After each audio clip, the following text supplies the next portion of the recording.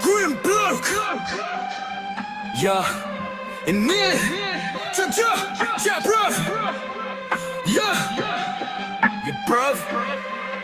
In it. Grim bloke. Let me tell you about this one time. I went through a porthole and snuck into the North Pole and got picked up in a Hyperborean DeLorean. They said they knew I was a Webster Merriam historian, mastered a numerical Gregorian, the hysterical mystic, no more than a Pythagorean. Conspiracy theory Ethereum in the etheric fear realm. I thought they were gonna take me to the crematorium in their Hyperborean DeLorean. Tested me on my Sumerian, Shakespearean, knew I was a numerical vegetarian Aquarian, that I knew about the Tartarians, barbarians, Mars radium, aliens, salt of the earth, solution, Selenian. Spent the night in a Hyperborean chamber. Welcome back, ballers. Around and thought, bruv, who hired the painter? Hyperborean memoriam, auditorium, all cause I got picked up in the Hyperborean DeLorean. Introducing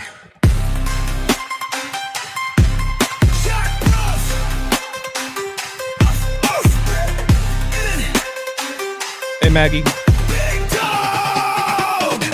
Yeah! All love. Jack Ruff! Yeah. Invisible diamond minerals, crystalline and swimming pools, interdimensional realms of scrapping Catherine, Bahamas, Azores, Atlantis shores, mountains, temples, marble floors, sea floors, treasure and cities lost. Yeah, bruv, in it! Oh! Sphinxes, pyramids and minotaurs, fruit grown in grove luxuriant. Inhabitants intelligent, closest seen to perfection. The whole experience, heaven to them. Polar aurora, horizon beyond them. Flattened sky, lake of fire, core and flora, but bright comets, tornadoes, turbulence, not prohibition, more. Not forbidden, thought expansive, places massive. In it, yeah, bruv. In it, oh. What's up, Mr. S? Can you guys hear me okay? Yeah. Telling stories in the Hyperborean DeLorean. Grim bloke.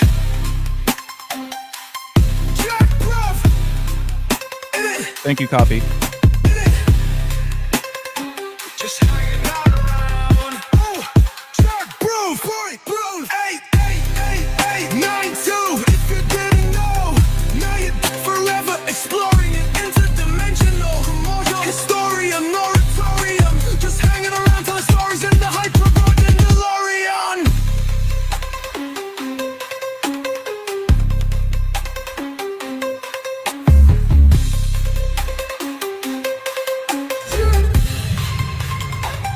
Just hanging around. Jack bruv. Grim bloke. 8892. If you didn't know, forever exploring the interdimensional, primordial, historian, moratorium. Just hanging around telling stories in the Hyperborean DeLorean.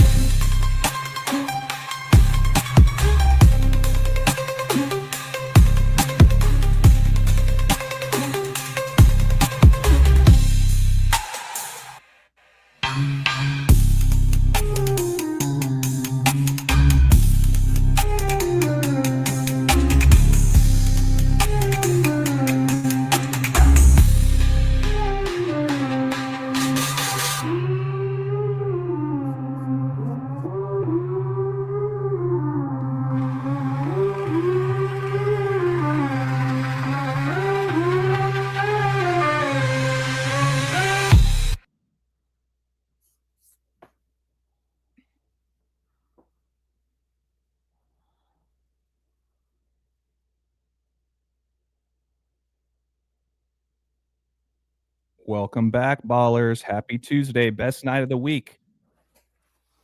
To another episode of Eye to Eye with AJ, Rambo, and Cody.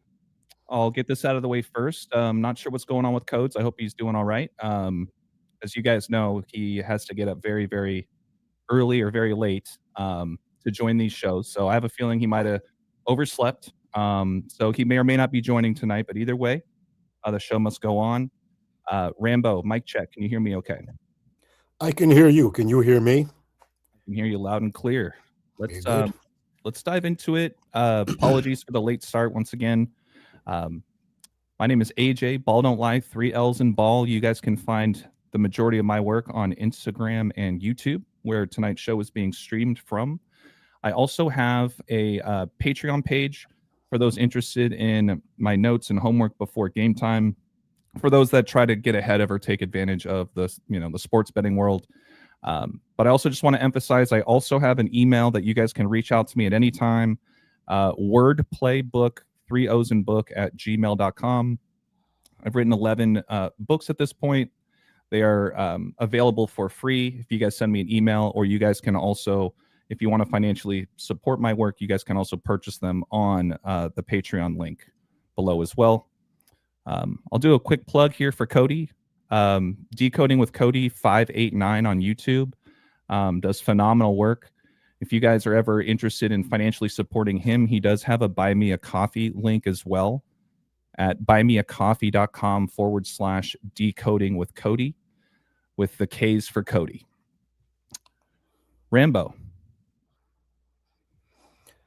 Yes. My work can be found at patreon.com/thetruthcodes. There's only one tier, $5 a month. And I'm also on instagram.com/thetruthcodes.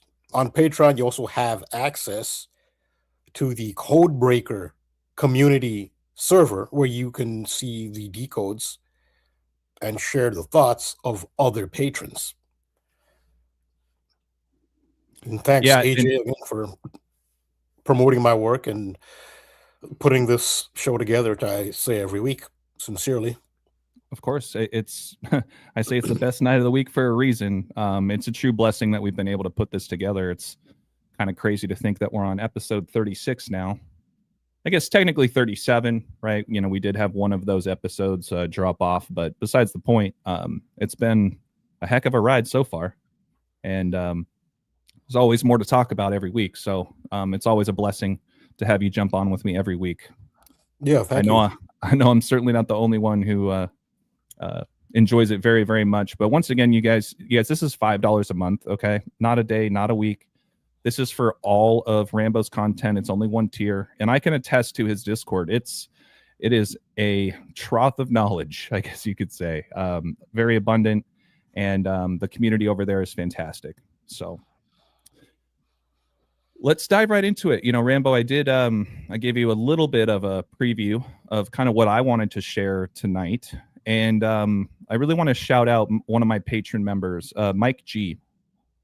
He sent me a message shortly after last week's show, and he's been an avid follower of this podcast for quite a bit now. And he had recommended that I look into a movie called Dogma that came out back in 1999.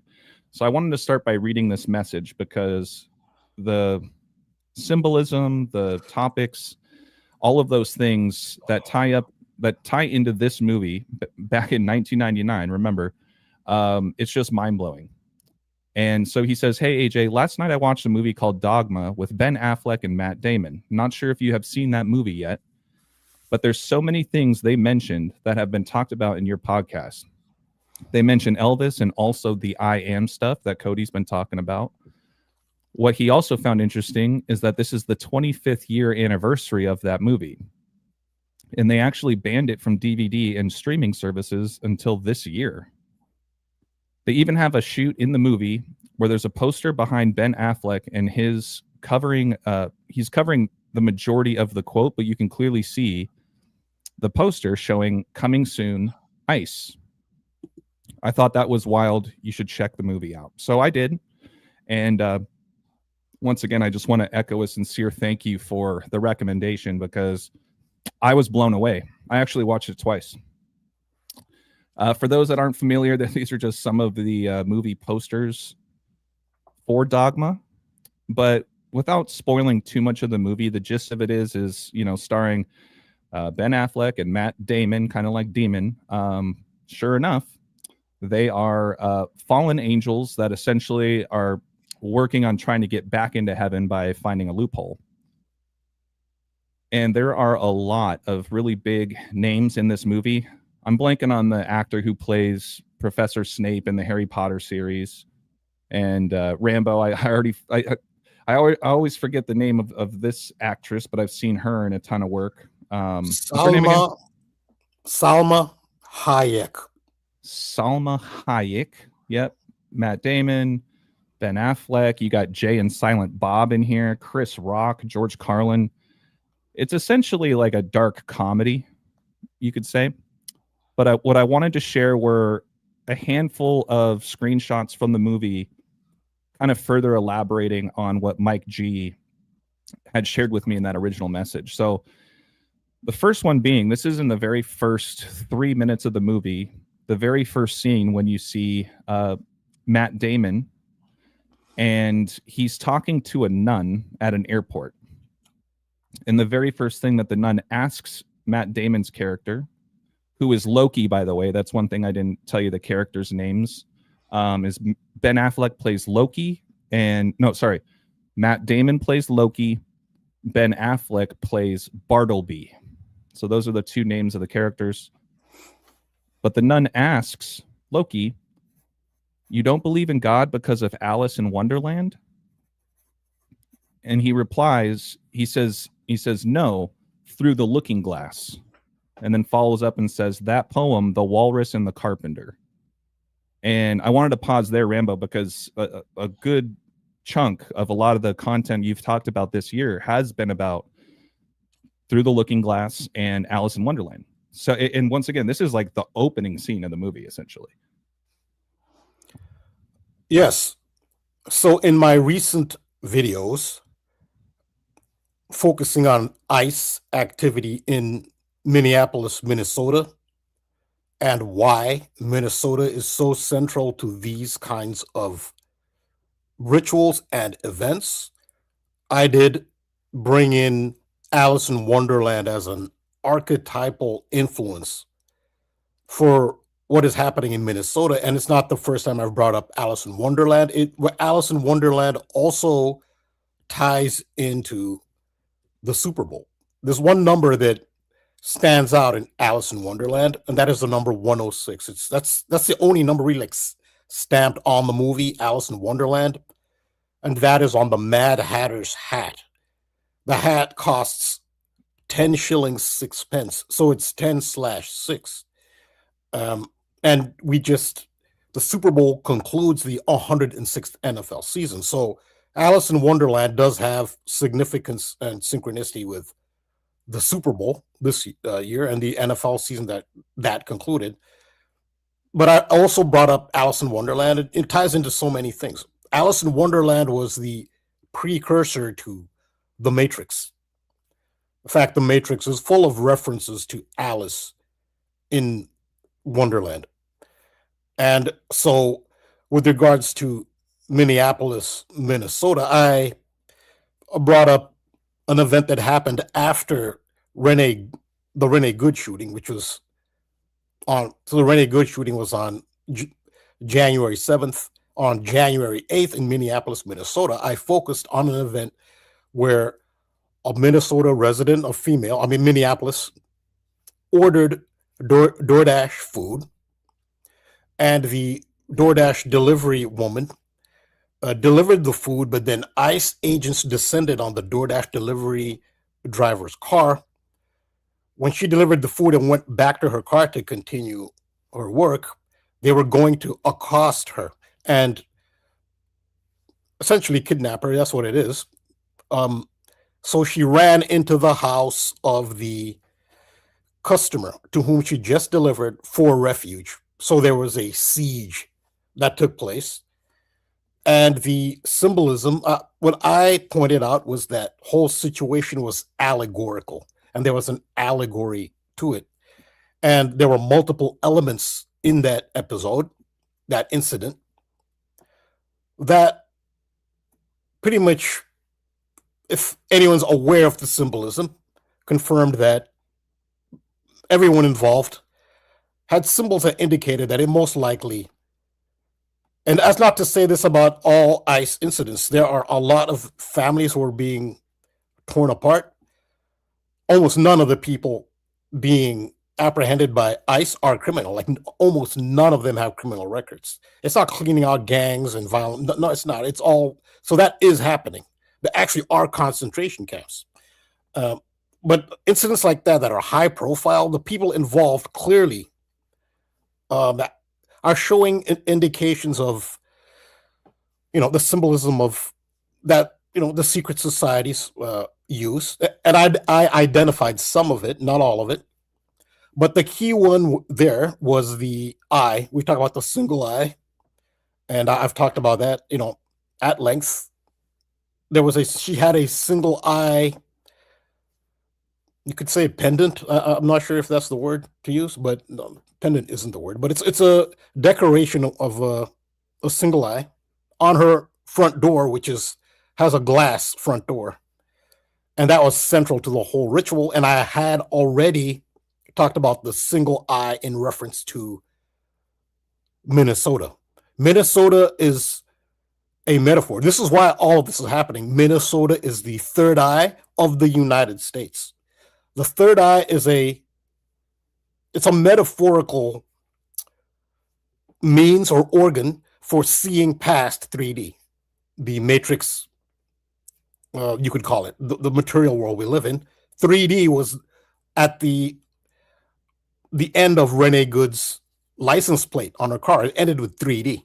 That's 3 dimensions. That's what Alice in Wonderland is about, seeing past dimensions and knowing the self. That's what I Am is about, knowing the self, the true self, the identity, which is a central part of the siege in Minneapolis. It's I Am, yes, where she put her ID card on the front glass, or the glass front door of her house. The ID, the identification card, was central to that whole episode. Was a allegory and had a lot to do with Alice in Wonderland. And what I stated was that the lady in the house was she was playing the role of a metaphorical Alice, because Alice goes through a transformation where when she goes into Underland, the world we live in, the 3D matrix, again, 3D that's at the end of Renee Good's license plate, 3D, 3 dimensions.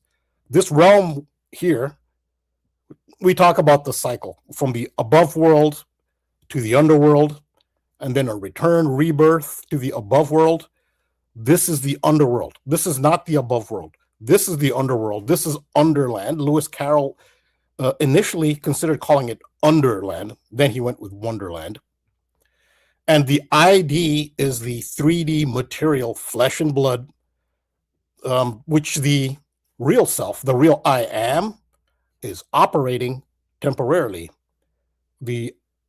So that it's about ID. So what is the ICE so far?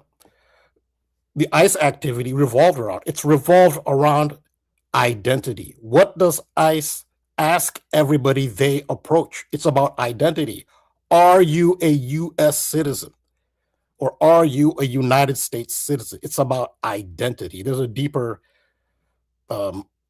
allegory to it. And that's how I brought Alice in Wonderland, because that's what Alice is doing. She has to rediscover so the I Am is in the above world. She goes into Underland, the underworld, which is what this is. And then you forget who you are, and you're on a mission to rediscover that eternal self, which always will exist, existed before you were born, will exist after you're born. This 3D with an ID and a name and a gender and a race will, no matter what, will come to an end. It's finite. It's finite. It will end. It won't be here for long, much longer. It's not you. It's going to end. It's temporary. And what you're doing is you're rediscovering who that true self is, the self that doesn't die, doesn't have an end. It's eternal. That's the I Am. So when you say I am an American citizen, I am a U.S. citizen, you're identifying with the lower 3-dimensional illusion. It's a temporary 3D body. Some people will make the analogy of a video game character. You play a video game, but the consciousness that's operating the character is not the character. It's like playing Super Mario or something, or Pokemon or Sonic the Hedgehog, whatever, and thinking, I am Sonic the Hedgehog. But of course, you're not going to do that because you're in touch with the person who's playing Sonic the Hedgehog. So you're not going to think, I'm Sonic the Hedgehog. But if hypothetically, the character which we identify as ourselves here in the 3D matrix, we don't remember who that entity is that's playing this character. That's why, you don't think I'm Sonic the Hedgehog. You don't, I mean, unless you've got issues. But the reason you think you're this person, hypothetically, is that your memory of who you really are has been erased. So that's actually, it's at the heart of Alice in Wonderland. It's at the heart of the Matrix. It's at the heart of many. It's at the heart of the Truman Show, and many other things. And also another thing too, the lady in the siege in Minneapolis, there's another thing she said repeatedly in the video, which was, I am a Native American. She said that repeatedly. It was all about identity. That was a very deep allegory, that incident that happened. That's not to say everything's acted and no one's really being, no. Minneapolis is occupied. At one point, there were ICE agents were triple the Minneapolis Police Department personnel. There were 3 times as many ICE agents as there are members of the Minneapolis Police Department. It is under occupation. That's not fake. I mean, some of these events, we could debate why they're doing them. An event like this was, and then we can also debate because they seem real. They're not great actors. Maybe some are not they aren't clued into the full script. I don't know, when we do these, these decodes, I can speak for myself. I'm not claiming to know everything and how they're doing and who's doing it. It's an exploration. And I always welcome other people's input. And it's always good to hear opposing arguments. I don't want to go down the wrong rabbit hole. But nonetheless, that was an allegory. There was too many elements that fit and symbols. And it had to do with, in part, Alice in Wonderland, which is ultimately, it's about identity and the 3D matrix. And in Alice in Wonderland, in the end, she does discover herself. She does see through the matrix. And then she tells the big tyrant there, who's Donald Trump, the Red Queen in Alice in Wonderland, is always saying, off with their heads. She's terrifying to the people there. But Alice eventually sees through the whole matrix and is no longer scared of the Red Queen. Donald Trump is the Red Queen. We know that because her motto is off with their heads, off with your head. What does that allude to? Remember when Kathy Griffin held up a mock severed head of Donald Trump? I mean, that's kind of reversal. He's the Red Queen, but it's his head that came off. And who's the Red Queen? It was Kathy Griffin with her red hair. So a lot of that Alice in Wonderland imagery was there with Donald Trump and Kathy Griffin with the red hair and off with their heads. Donald Trump is the Red Queen. So just to give some idea of the context in which I suggested that Alice in Wonderland is serving as part of the, you could say, allegorical or archetypal backdrop to what is going on, specifically in that incident in Minneapolis. Yeah, and I think that's a good segue because I just jumped to this particular clip. So Chris Rock plays the apostle in this story.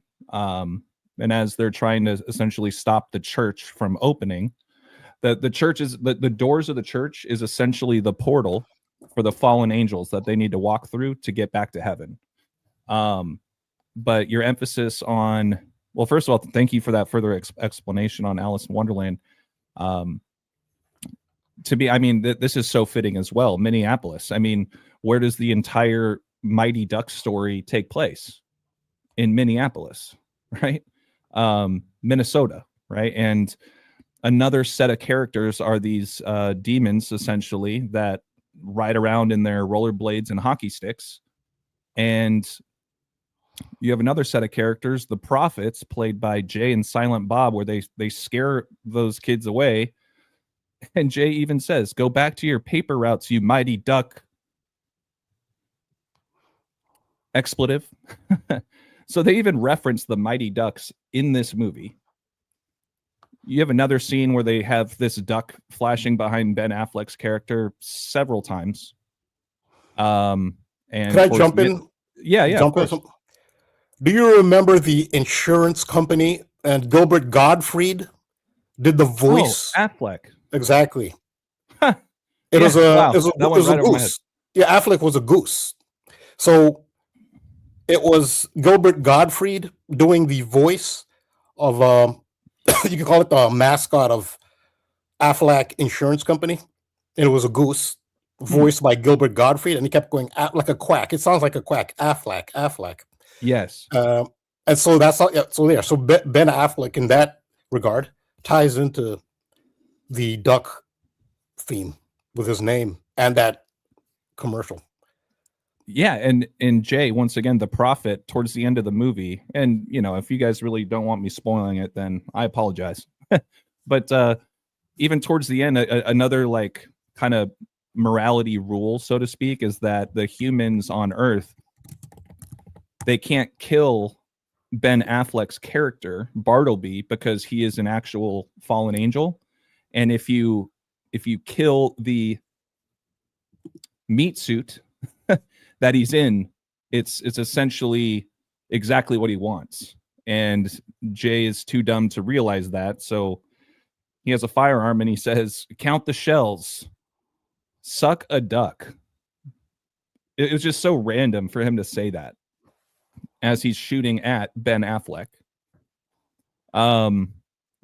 Towards the beginning of the movie, this church that I was speaking about is in New Jersey, so a big part of the movie is them getting to New Jersey. And I just thought it was like, how fitting. I mean, in the NHL, New Jersey is home of the New Jersey Devils, and then you have these two fallen angels, devils, that essentially take a train to New Jersey. Now back to the ice thing, right? Let's not forget what Rambo was talking about with what happened in Minneapolis. The Mighty Ducks take place in Minneapolis, but shout out to Mike G once again in his message. I found the scene that he's talking about. He says, well, Ben Affleck is covering somewhat half of this particular poster here, but this is right after this scene. They want tickets, and the clerk essentially said that it's sold out, and they closed the blinds. But yeah, here he is. He's standing right here in front of some sort of advertisement for some sort of show that's going to be on ice. Could I point something out here? Of course. Which is going to be part of my fuller decode video on Minneapolis and its metaphorical third eye. The reason Minneapolis is the metaphorical third eye is because the Twin Cities are the twins. The twins are a metaphor for the twin hemispheres of the human brain. In the middle of the twin hemispheres of the human brain, you have the pineal gland, which is the pine symbol, and that's where the third eye is. The metaphorical third eye is located. So and that's why Minnesota is the third eye. I didn't explain why Minnesota is the third eye, and ice is in Minnesota. So there's a pattern I also pointed out to these events, and there's color coding. Color coding is very important. What was the color of Renee Good's car? It was maroon. I'm going to do, it's in the video, I'm going to do a whole chapter on color coding, and the visuals are very important. When it comes to color coding, the visuals, I can explain it now, but you have to see the visuals. The important color here is maroon. Renee Good had a maroon car. The DoorDash lady, yeah. So the DoorDash lady who sought refuge in the customer's house was wearing a full maroon winter jacket. She was wearing a jacket that was the exact same color as Renee Good's car. That was not a coincidence. If you see the latest shooting of Alex Peretti, is his name? Is his name Peretti? The latest shooting is of, I think his name is Alex Peretti. It happens with two maroon SUVs as a backdrop. All this is not a coincidence. Two maroon cars, two cars that have the same color as Renee Good's car. The lady who was in the DoorDash siege wearing a maroon full jacket, And I have other clips. I show a clip from one of the major broadcasters in Canada, CTV. That's one of their major stations. I'm not just picking some random channel. The announcer, the newscaster on CTV in Canada, who broke the story of the Rene Good shooting, was wearing maroon when she broke the story.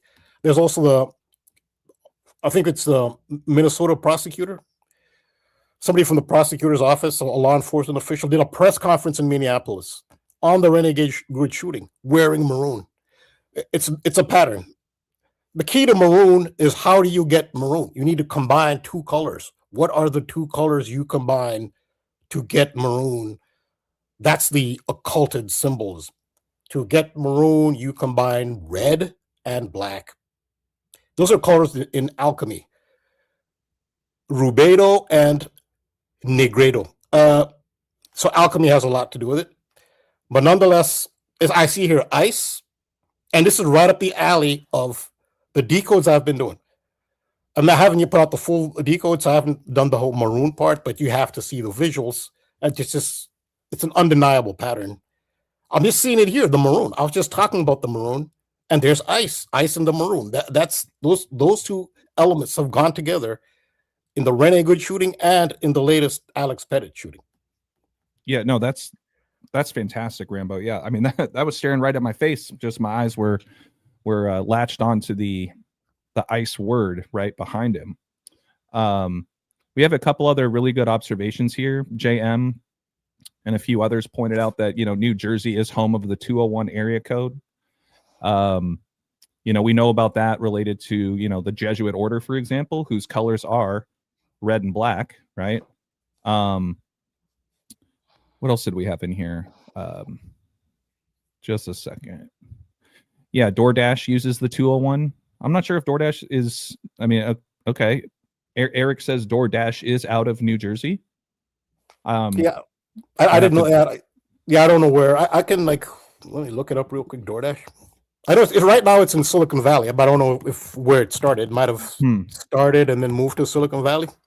Yeah. Lou Sir says the Minnesota Golden Gophers have the color maroon in it as well. I can attest to that. And shout out to you, Mike G. Thank you again so much for the recommendation of watching this movie, because it was blowing my mind. And it's fallen right in line with all of Rambo's work lately as well. So what I'm seeing on the DoorDash Wikipedia page, it's all about California. It says founded January 13th in Palo Alto, California. Okay. And now it's headquartered in San Francisco. But I don't see a New Jersey connection. Perhaps there's another office out over there somewhere. Because they say it was founded by Stanford University students who are, again, that's Northern California. Yeah. So yeah, I'm not. Maybe there's a Jersey connection. I'm not sure what that is. Well, I mean, it is interesting that it's where the Super Bowl is being held this year. So connection with that. Let's see. Okay. So yeah, keeping it moving here. I just got a couple more images here. Really, the last part I thought was interesting. Let's see. What else do we have in here? Well, that there was a David and Goliath connection.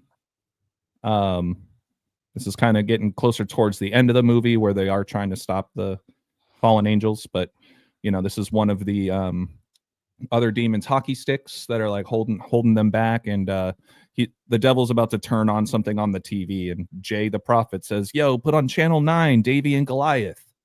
So kind of that underdog symbolism that we've been talking about for quite some time. But lastly is the Elvis thing. That's something that KODI has been on for a very long time. And essentially her character, she plays Muse. The devil says that he's an artist or whatever. And she goes, you're no artist. Elvis was an artist. Elvis was an artist, but that didn't stop him from joining the service in a time of war. And that's why he is the king.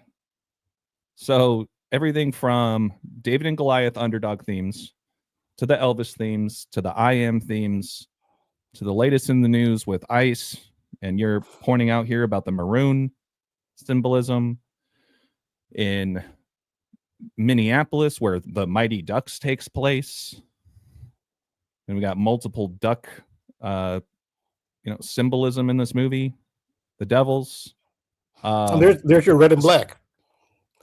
Yeah. There you go. Again, what do you get when you combine red and black? You get maroon. Maroon is all over this Minneapolis. And they're both wearing maroon, I guess, is one other thing I'll add there. So you got maroon in Ben Affleck's hood, but then so is Matt Damon's character. So they're both wearing maroon, standing right next to that ICE poster. So anyways, yeah, that's pretty much what I had to kick off tonight's show. I strongly encourage anybody, if you guys have time, that you watch it. And it's like I said, it's 1999. I mean, this movie's been around for, it's the 25-year anniversary. It's a dark comedy, but very, very, very biblical, so to speak. So, but Rambo, I know that you got some goodies for us as well. I believe you said you have a video for us. Yeah, so I have a video on, it's a decode. I didn't do the decode. Just, you're familiar with Ricky? Yes. She does great. She has so many great observations. She came up with just messaging me what she thought was a potential predictive program ahead of the conference finals. And she wanted me to look at it, and I came up with some stuff, and it turned out that with what she came up with, I didn't know anything about this video. It had to do with Bill Gates.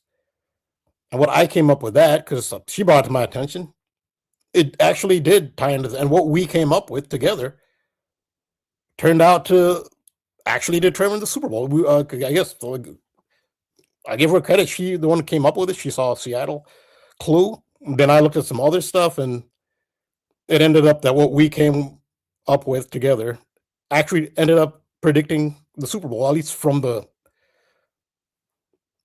before the conference finals from that perspective. But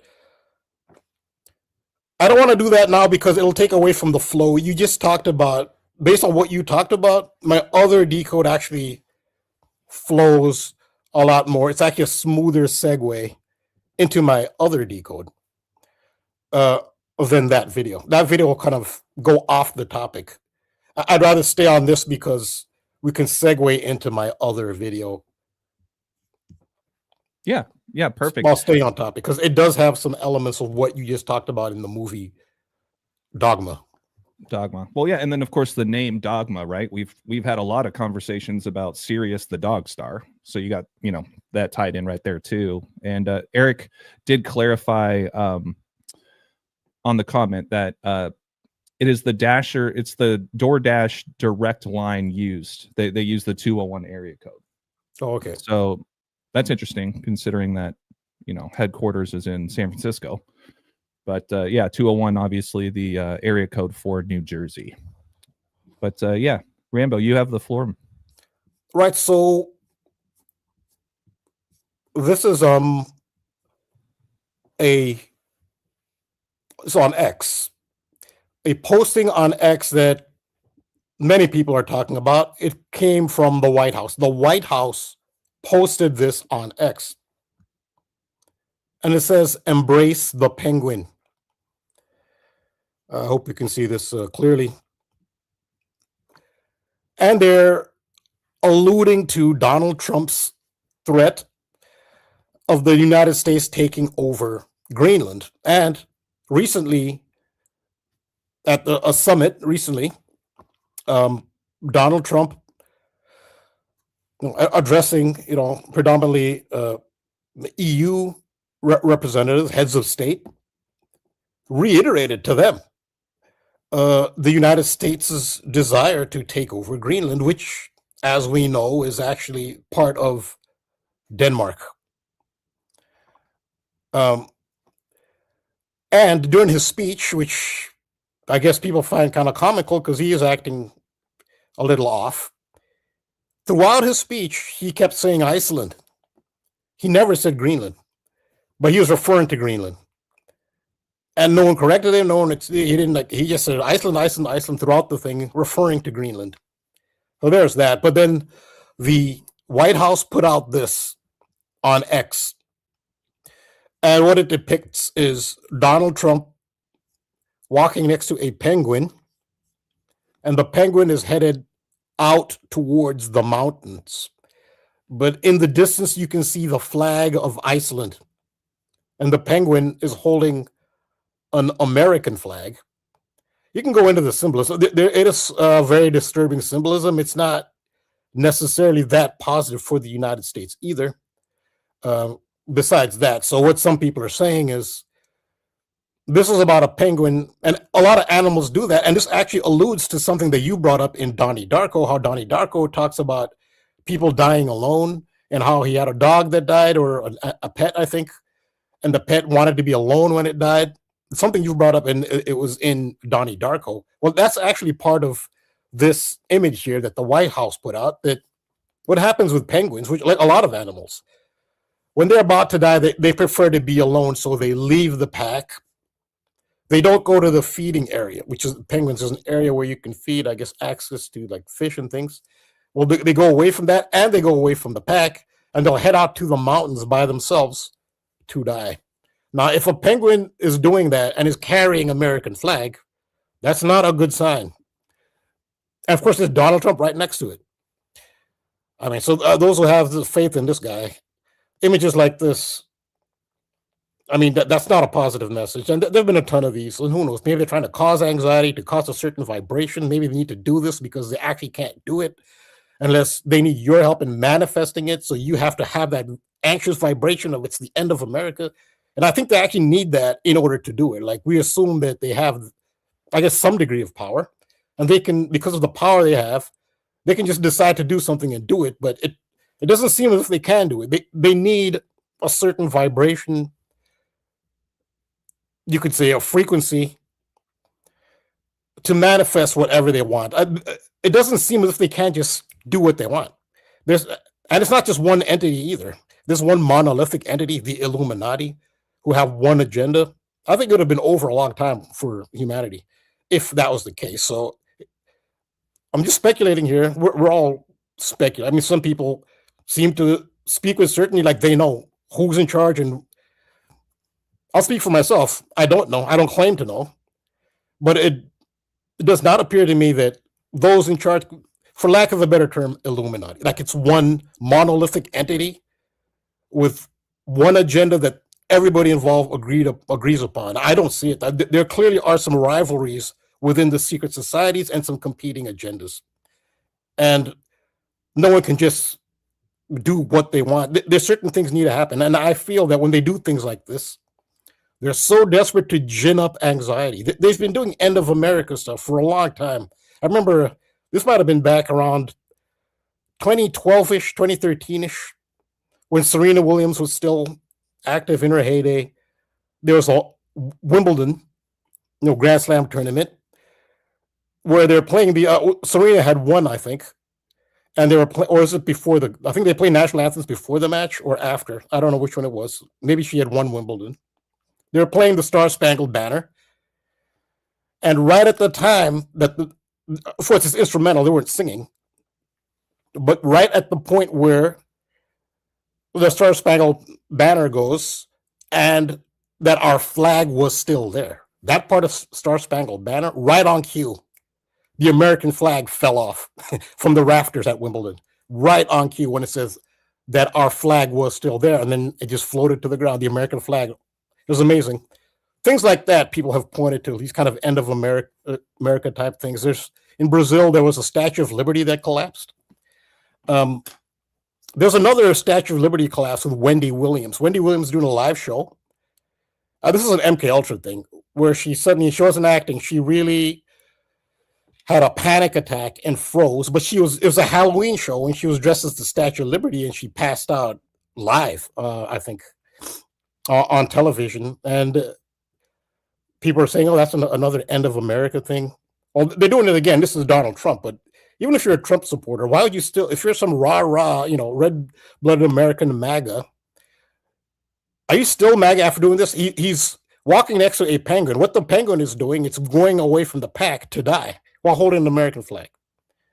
All right, but I guess MAGA is like, you can't really shake them. It's like, the mentality some people have. They'll MAGA till they die. It's disturbing, but nonetheless, so this is the key element of this that most people are pointing out, and it's the obvious. Yeah, Greenland.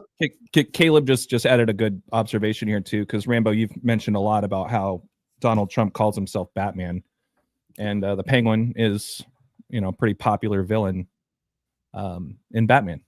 Yeah, so that was going to be part of my decode, but that's good. People are on top of that. Yeah, but I was going to mention that.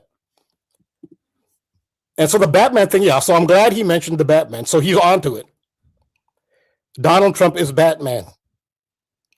And what is the nature of the bat? What's so significant about the bat? It hangs upside down. Where do penguins exist? Where? What part of the earth do penguins live? Where do they exist? In Antarctica, in the South Pole. Penguins do not exist in the North. They exist exclusively in Antarctica in the South. They don't exist in Greenland. They don't exist in the North Pole. So a penguin is being depicted here in the North, in Greenland, in the Arctic Circle, in the North, but penguins aren't from there. So what are they doing? Which, I'm glad that he mentioned the Hangman. So this goes back to Donald Trump saying, I am Batman. Donald Trump, I've done a ton of work on this. The bat hangs upside down.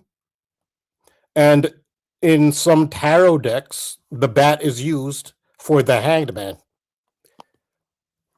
The hanged man hangs upside down. So this is called the Wild Unknown tarot deck, which has animals in it. And the hanged man is the bat. And Donald Trump is the hanged man. He's done multiple hanged man rituals. So the hanged man is about, hanging. Over and over again, he talks about Democrats choking, and he sticks his tongue out and puts his hands around his neck. He done a lot of hangman symbolism, but the most overt is when he had, I think this is in 2009, I think. Donald Trump had David Blaine, the magician, in the lobby of Trump Tower doing a endurance. He was advertising a part of his endurance art that he was going to do, but he advertised it in the lobby of Trump Tower. So he was going to hang upside down longer than most humans should be possible. Should be longer than what should be biologically possible for a human to do. That's what David Blaine does. He pushes the limits of the human body. And so he wasn't actually doing the performance here. He was, because he did it somewhere else, but he was just advertising it at Trump Tower. But he's performing the hanged man next to Donald Trump. And this is actually more about Donald Trump, this part here, than it is about David Blaine. Because over and over again, I showed multiple times, Donald Trump is associated with the hanged man, which is why he said, I am Batman. Well, they made him say it. They kind of set him up to say it, and then they exaggerated it in the movie. They had, in the media. They had a young child in his helicopter. And the helicopter is a big thing too with Trump. The hangman kind of goes along with the helicopter. You'll see that a lot. The rotors and the hangman, they go together. And I can't really pinpoint why exactly. It's similar to a clock, I'd say, which has a pendulum. The hangman is also related to time. We know how Donald Trump is connected to time and time travel. 88 miles an hour, that's escape velocity in Back to the Future, where the makers of Back to the Future say that the Biff Tannen character is based on Donald Trump. Now, the producers of Back to the Future, they say that they based that character on Donald Trump, but the actor who plays Biff Tannen, he insists that his character has nothing to do with Donald Trump, but that's not what the producers say. But he says it is, but the producers do. But Donald Trump has his connection to Back to the Future, time travel. We talk about how Donald Trump's uncle, a physicist, got access to Nikola Tesla's papers, and many believe that Nikola Tesla, some of his work could have potentially maybe cracked some kind of space-time continuum, dimensional, travel type discovery. Donald Trump's uncle got access to all of Nikola Tesla's papers. So there are other connections with Donald Trump and time travel, but the hangman is related to time. And the analogy there is the pendulum of a clock.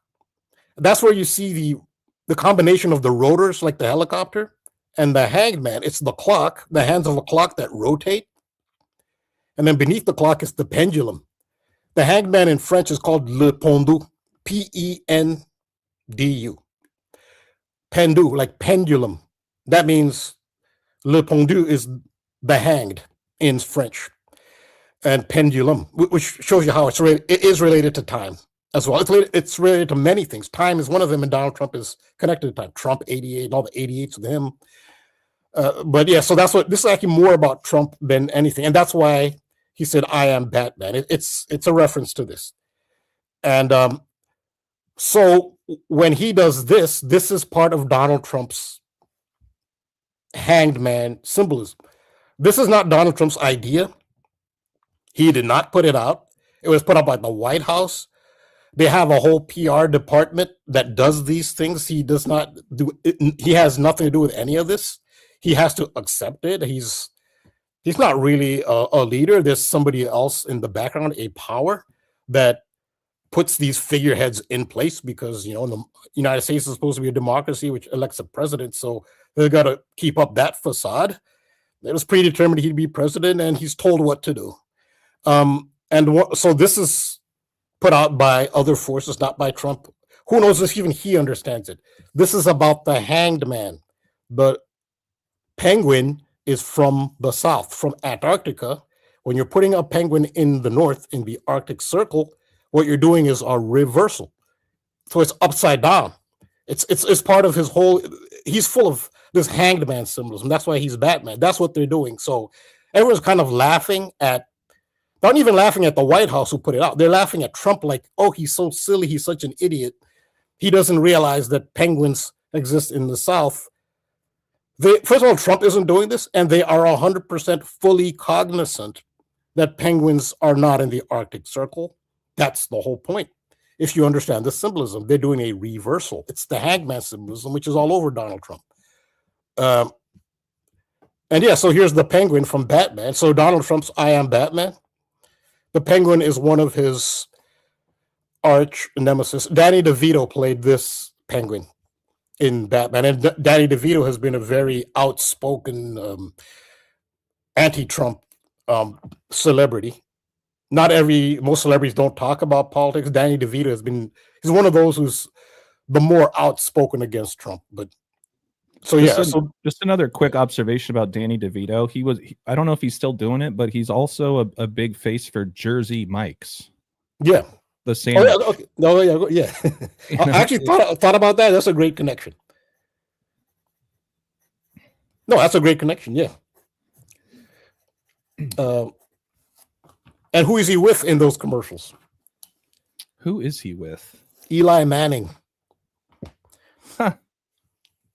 Not in all of them, but there is one where he's with Eli Manning in a Jersey Mike's commercial. Where Eli Manning, he only played for one team his entire NFL career. Yeah, in New Jersey. In New Jersey. They're called the New York Giants, but they play in New Jersey, in East Rutherford, New Jersey. They play in New Jersey. So yeah, that's a great observation. We just talking. This is why I wanted to do this first, because you see how this segues. Oh yeah, so smoothly from what you presented, the whole Jersey thing. 100%. Yeah, and Jersey Mike's, it has an underdog theme to it as well, but I guess that's not really a big thing here. But nonetheless, yes, Donald Trump with that penguin. Trump did not pick that image. Who knows if Trump even understands this? If you were to see this, you'd be like, wow, I didn't realize all that. But anyway, so yeah, so you see, it's all about Trump being Batman. Why is he Batman? Because the bat hangs upside down and he's the hangman. He did with David Blaine. He's always doing the choking thing. When they had the so-called insurrection on January 6th, which was 2021, they had actual gallows on the grounds of the Capitol, actual gallows with a noose. And they were yelling, hang Mike Pence, allegedly referring to Mike Pence as a traitor because Mike Pence, who was vice president, he certified the election results in which Joe Biden defeated Donald Trump. And so Republicans were saying he should not have certified it. And if he was a loyal Republican, he would not have certified the elections because the elections were stolen, in their opinion, that Trump actually won. And that was the context under which they said, hang Mike Pence. And they had actual gallows. But again, this goes to Donald Trump as the hanged man. That's what that was all about. And I can go into the zodiac part of it too as well. They're both Geminis, which is relevant to this, Mike Pence and Donald Trump. Gemini is a big part of this, but it's not just Gemini. Also, Mike Pence in Gematria, hanged man, 67. I know 6-7 is a big thing now. Tying into the fallen angels thing. 6-7 is all about the fallen angels. It's all about the hanged man too. So in Gematria, hanged man is 67. Mike Pence was born 6-7 on June 7th. That's why he was brought into it. But we've talked about this before. So you brought up fallen angels in the movie Dogma. So 6-7 means a lot of different things. KODI, I think he's onto a huge one where reset is 67. That's a big one. So, and you brought up the South Park episode where they had Peter Thiel, because Peter Thiel's been talking about the Antichrist and in relation to tech and AI. And South Park did the episode with Peter Thiel where Peter Thiel went to the elementary school of the South Park characters and he did a presentation to the school. And that's where they were talking about this whole 6-7 craze in South Park. And then I got this from you. You did the gematria calculation on the word, because I guess one of the teachers or the headmaster or principal of the elementary school in South Park had referred to the 6-7 craze because he had enough of the 6-7 craze, which, it's a real thing. And he said, I've had enough of your satanic numerology. And then you, AJ, you showed this. I find this from you. You calculated the word satanic sums to 67. And this is the thing. This is one of the main occulted things that they are referring to with 6-7. It is satanic, as South Park indicated. Satanic is 6-7. It's a reference to John Milton's Paradise Lost. Paradise Lost is about Lucifer, the fallen angel. So that's what 6-7 is about. It ties right into, this is how this segues right into what you were talking about. We talk about fallen angels, you have to talk about 6-7. Because Paradise Lost, which talks about the fallen angels, and Paradise Lost, actually, that work just happens to be a very important piece of work to the, I'll call them the occulted elite, the elite bloodline families. Paradise Lost to them is very central. That's why if you're decoding, Paradise Lost is very crucial to decode because they consider it to be a very significant piece of work, and they base a lot of basically what they do or their personal philosophies, they base a lot of it on Paradise Lost by John Milton. And it's about fallen angels. It's about Lucifer, the fallen angel, who the legend is he wanted to be above God, would not bow down to God, and his ego told him that he's greater than God and he had to be cast out of heaven for that reason, and he fell to earth. Paradise Lost was published in 1667. The 6-7 craze is a direct reference to Paradise Lost and fallen angels. And the way I segued into that from this was hang Mike Pence. Mike Pence born 6-7, June 7th, and they had the gallows at the Capitol at the insurrection, which is kind of interesting too. I'm just thinking about this right now. That so-called insurrection occurred on January 6th. It's a date written 1/6. Mike Pence was at the heart of it. Mike Pence was a senator from Indiana. Indiana just won the college football title. They went undefeated the entire season with a record of 16-0. 16-0, that's 1/6. Just like the date, January 6th, when they're all saying, hang Mike Pence from Indiana. So I just thought about that, the 16-0 by Indiana. Yeah, and don't forget that they scored a total of 666 points throughout the entire season. Oh, yeah. That's a good one, too. Yes. So that ties into the hanged man. I don't have a graphic for this because I'm just thinking of this extemporaneously. I'm just connecting the dots. Indiana University's logo, the I and the U, are positioned such that it looks like a trident. The U are the outer prongs of the trident, and the I is the middle prong of the trident. The trident is a symbol of Neptune. The hanged man card in tarot represents the planet Neptune. So every planet has a tarot card that represents it. The tarot card that represents Neptune is the hanged man. Ties right into IU, Indiana, Mike Pence, hang Mike Pence, 16-0, 1/6, January 6th, Batman, who's upside down. It all ties in. So this is what my premise of my the work I do on my channel is, that this world, for whatever reason, is ruled by archetypes. If this is a matrix, there's an archetypal code to this matrix, and we're seeing it here as these things manifest. This is undeniable. So again, the penguin thing is not a mistake. It's not Trump who did it because he's so stupid and doesn't know that penguins don't live in the north. It's not him who did it, and they know exactly what they're doing. They know that penguins don't live in the north. That's the point. It's about reversal. They're reversing the poles. They're putting what should be in the south in the north. They're doing this consciously. But of course, mainstream media doesn't do esoteric analysis. That's just, they don't do that. So yeah, they're going to just, what else can they say except, oh, how stupid the White House is. So anyway, here's the penguin and Batman. Just a quick side note. Shout out Mr. S pointing out that Prince, the musician, was born on June 7th. There's another 6-7, and he was born in Minneapolis. And let's not forget that Lucifer is also known as the Prince of Darkness.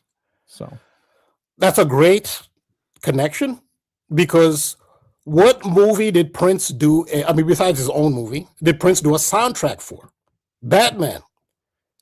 The one where Michael Keaton was Batman and Jack Nicholson was the Joker. The soundtrack was by Prince. Wow, I did not know that. So Mr. S is a great connection there. Prince, yeah, so Prince does connect that way. Prince was related to Batman, directly related to Batman. And where is Jack Nicholson born? Neptune City, New Jersey. Neptune. Remember, the hangman represents Neptune. Jack Nicholson, who played in Batman as the Joker, was born in Neptune City. And remember what other movie took place in Neptune City? Snake Eyes took place in Neptune City. Right. That's right. And it took place, what is the hotel that they use? Who owned the hotel that they used in Snake Eyes? Trump, yes. It was filmed in Trump Taj Mahal. And who is Trump? He's Batman, the hangman. The hangman is Neptune. The movie takes place in Neptune City. Who's from Neptune? Who's born in Neptune City? Jack Nicholson was born in. It all ties in. So when you show all these elements, you cannot deny whatever this is that we live in, this matrix. It is the code to the matrix is based on these archetypes, and this is how smoothly they all tie in. And also, Jack Nicholson, he's a big fan of the Lakers. He relocated to Los Angeles. He's the biggest celebrity fan with the Lakers. He's always had his courtside seat year in, year out for decades. Something I pointed about Los Angeles. What does Los Angeles mean in Spanish? Los Angeles. It means the angels. It ties into the fallen angels again. It all ties in. So yeah, the penguin related to Batman. So that's what that was about. Don't ask anybody in the media to put. It's pretty obvious stuff. Like for us, I guess it's obvious, but you know, you have to peel the layers to what happens in the news. That will never happen in the mainstream. They're supposed to report it on the surface. So this is in regards to the reversal of the polls, which is what they're doing with that White House X post, putting a penguin, which is from the South, in the North. It's the reversal. This is the tracing board for the entered apprentice of Freemasonry, and it depicts the pillars. And don't forget that Donald Trump used to have a TV show called The Apprentice. Exactly. And where did he didn't pick that name? It's a reference to the entered apprentice of Freemasonry. I guess, and you are right. It's the 3 degrees of Freemasonry. Entered apprentice is the 1st degree. Fellow craft is the 2nd degree. Master Mason is the 3rd degree. That's where the expression comes when you give somebody the 3rd degree. Like they really gave him the 3rd degree. Well, that comes from Freemasonry. When you get your Master Mason, they're going to grill you. And that actually is because the whole university system was created by Freemasons. That's why you get the mortar board when you graduate. What's a mortar board? A mortar board is what brick masons use to mix the mortar, which is used to stick the bricks together. They put it on the mortar board, and they take the trowel and take a dollop of mortar, and they put it on the bricks, and then they stick the brick in there. And that's an allegory to building. And that is what the mortar board, when you graduate, this is across the world. When you graduate, you put that mortar board on your head. That is, it represents the actual mortar board that Masons use. That's what it looks like. It's that square board. It's a metal board, and you put your hand underneath it. That's actually what the graduation hat is modeled after. And how many degrees are there in the education system? Well, there are 3. There's the bachelor's degree, there's the master's degree, master Mason, and then there's the doctorate, the PhD. It's 3 degrees. That comes from Freemasonry. And it affects the whole world. It affects everything, the education system, the imagery that everybody uses, nobody thinks where they come from. This is where this comes from. And these are some of the elements that I talk about are, to use the building analogy, the building blocks of this matrix are these archetypes. And so we'll talk about the reversal, putting the penguin in the north, putting the south in the north. This is the tracing board of the entered apprentice. And I'll say, where did I learn this from? I learned this from Mark Passio. What I learned here, I learned from Mark Passio, just to give a shout out. Invaluable. I mean, no one else that I know of would teach us this. And they don't appreciate it too. They give him a hard time. Nonetheless, I 100% appreciate Mark Passio putting this out there, because really no one else that I know of, I wouldn't have known this. The tracing board of the entered apprentice. When you look at it, the pillars, you're looking at it straight up.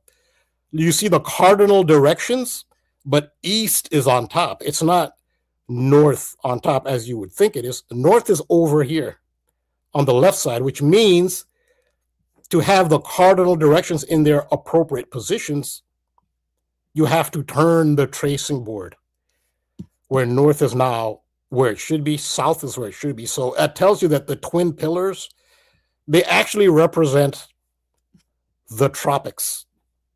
So this is the tropic of, in the north, this is the tropic of Cancer. This is the tropic of Capricorn. This is the north, this is the south, and the middle is the equator. I guess that'll be the 3rd pillar, is the equator.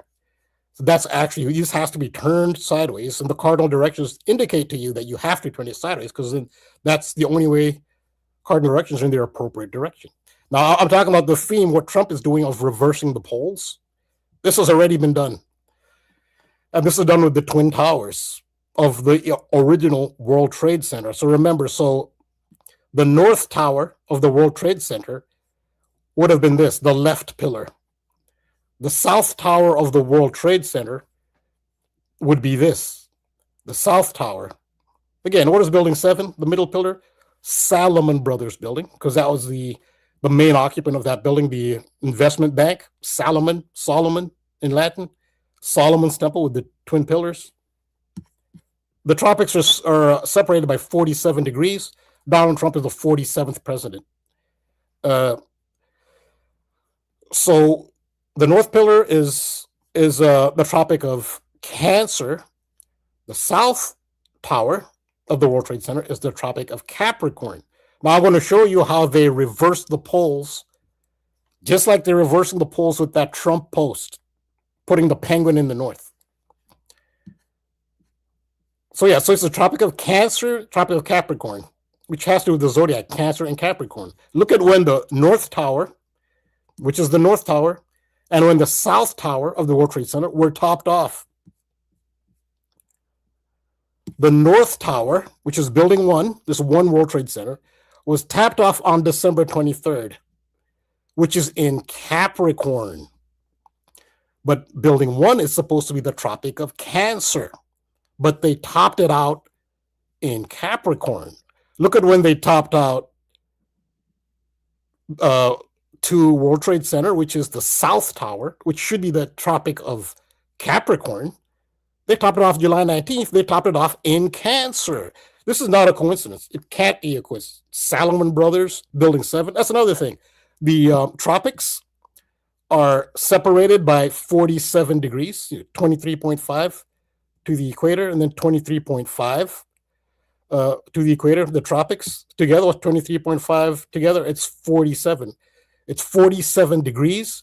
How many stories was Building 7, the middle pillar? It was 47 stories high. This is undeniable.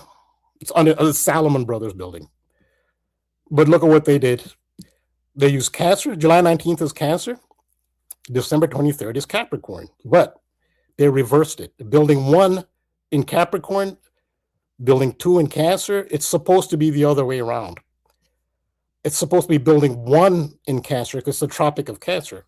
Building 2 should have been topped out in Capricorn because this represents the Tropic of Capricorn, but they, Cancer, Capricorn, they reversed it. So this is an explanation as to why they did this. No mainstream media is going to tell you this. This is why the penguin, which dwells on the in Antarctica in the south, is here in the Arctic Circle in the north. It's part of this reversal upside down Batman symbolism. They know exactly what they're doing with this. Contrary to the media laughing, and these Democrats, how stupid. I mean, if you don't understand that, I don't know if they do understand it or just not, whatever, but that's the reason. Now you see what it is. And it's not the first time this reversal has been done. It was done with the World Trade Center. They flipped the poles, reversal. That's the hangman. That's upside down. And so this ties into the reversal, ties into the 1984 George Orwell, and now we're living what looks like a real manifestation of 1984, that George Orwell, what he presented in 1984 as a likely scenario for the world, it had to do with reversal. So war, which is the opposite of peace, this is a motto from 1984. War is peace. Freedom is slavery. Ignorance is strength. That's a reversal. So what was considered peace is actually war. So normally, so now you're in a state of war. The reversal is, no, this is a wonderful, peaceful time. No, we're in a state of war. No, they've changed the definition. They flipped everything. Freedom is slavery. Think of the Freedom Tower. Also, think of what was on Charlie Kirk's shirt at that, Freedom. I guess, yeah, freedom. But what is freedom? Is it really freedom? And he was promoting Trump. He had the Trump 47. Remember what 47 is? 47 is the degrees between the tropics, which Trump reversed. He's the hangman. He's reversed. He's upside down. Of course he's handing out 47. Of course he's a 47th president. The Apprentice, the Entered Apprentice, that's the tracing board. It all adds up. So this is the reversal that they're doing. They're alluding to 1984. They're flipping everything upside down. Peace, war is now peace. This is from the book 1984. Freedom is now slavery. In fact, what's the new World Trade Center? Single tower, one World Trade. What is it called? It's called the Freedom Tower. Does that mean they want us to be free and we're celebrating freedom? No, because they flipped everything and freedom is slavery. There's nothing to celebrate in that Freedom Tower. That thing was in a bomb. Kirk was shot the day before 9/11. I don't think that's a coincidence either. Yeah, so this ties into 1984. Now, there's another way that Donald Trump ties into 1984. This is not like 100%. I see something. Maybe people might think it's a stretch. I think it's something. Just because in 1984 and under Trump, not that he has the power to do all of this, the United States has a constitution. Presidents are not dictators. There's checks and balances in the United States. A president has never had the authority to do any of this, which Trump himself doesn't have that kind of power. There's obviously a power above him and the United States government that's allowing him to do this with no check. A president of the United States doesn't have this power. It's in the laws of the United States. A president does not have this kind of power, yet he does. And he's just an actor. He's nothing. He's an actor. He's a figurehead, but there's a power. There's some power behind the scenes that does have the power, and he's just a figurehead doing what they tell him. And everybody's falling in line, the entire, more or less. I mean, so there is pushback on the Republican Party. Somebody has been designated among Republicans to push back, and that's Marjorie Taylor Greene. And there are other factions of Republicans. The big popular Republican commentator now is, there are two of them. It's Tucker Carlson and Candace Owens. And they've done some pushback on Trump and some of the powers behind him that he answers to, namely the Israeli lobby. Candace Owens and Tucker Carlson, they've challenged the Israeli lobby, which on the Republican side, there is no challenge at all. So Zionism does not refer to a religion. Most Republicans of most of the United States government, they are Zionists, but they're not Jewish. They're Christians. Most Zionists are Christians. So Zionism does not refer to Judaism. It's a political philosophy which is adhered to primarily by Christians. Most Zionists are Christians. But pushback in the Republican Party is coming from Marjorie Taylor Greene. And in the media, it's Tucker Carlson and Candace Owens who've pushed back on those things. But so nonetheless, everybody else is falling in line. So it's not that Trump is that powerful. The rest of the party is falling in line because there's obviously someone above them who's telling them to fall in line, and they're all obeying. And that's where the dictatorship. So if people really want a free America, which is what I guess Americans like to think of themselves as, you have to look past the visible government if you're sincere. Who is this power that is really subverting the United States Constitution? It's not the people you see. It's not Donald Trump. It's the overlords that Donald Trump is answering to and the rest of the government. And not to exonerate Democrats, they set this up because they didn't put credible candidates to stop Donald Trump. Throughout the election, Democrats warned Americans, you will get total fascism if Trump is elected, so vote for us. If you were so concerned about fascism, why did you run these? I mean, the Democrat candidates are just as cartoonish as Donald Trump is. Joe Biden, I mean, like, he's falling asleep. He's tripping over himself repeatedly. He's the it's the destruction of the sacred masculine, what he is. He's a Scorpio. Scorpio is ruled by Mars. Mars has the male symbolism. Mars stands for the sacred masculine. And Joe Biden, who's a Scorpio ruled by Mars, was pathetic. He's the opposite. He was debilitated Mars. He was destruction of the sacred masculine. They ran the campaign amateurishly. You don't start Joe Biden. He's fumbling over his words. He's acting senile. He fumbles through the debate with Trump. Then they decide, oh my God, he's not fit for the presidency. And in the middle of, like, you didn't know that before. You've already had a presidential debate with Trump.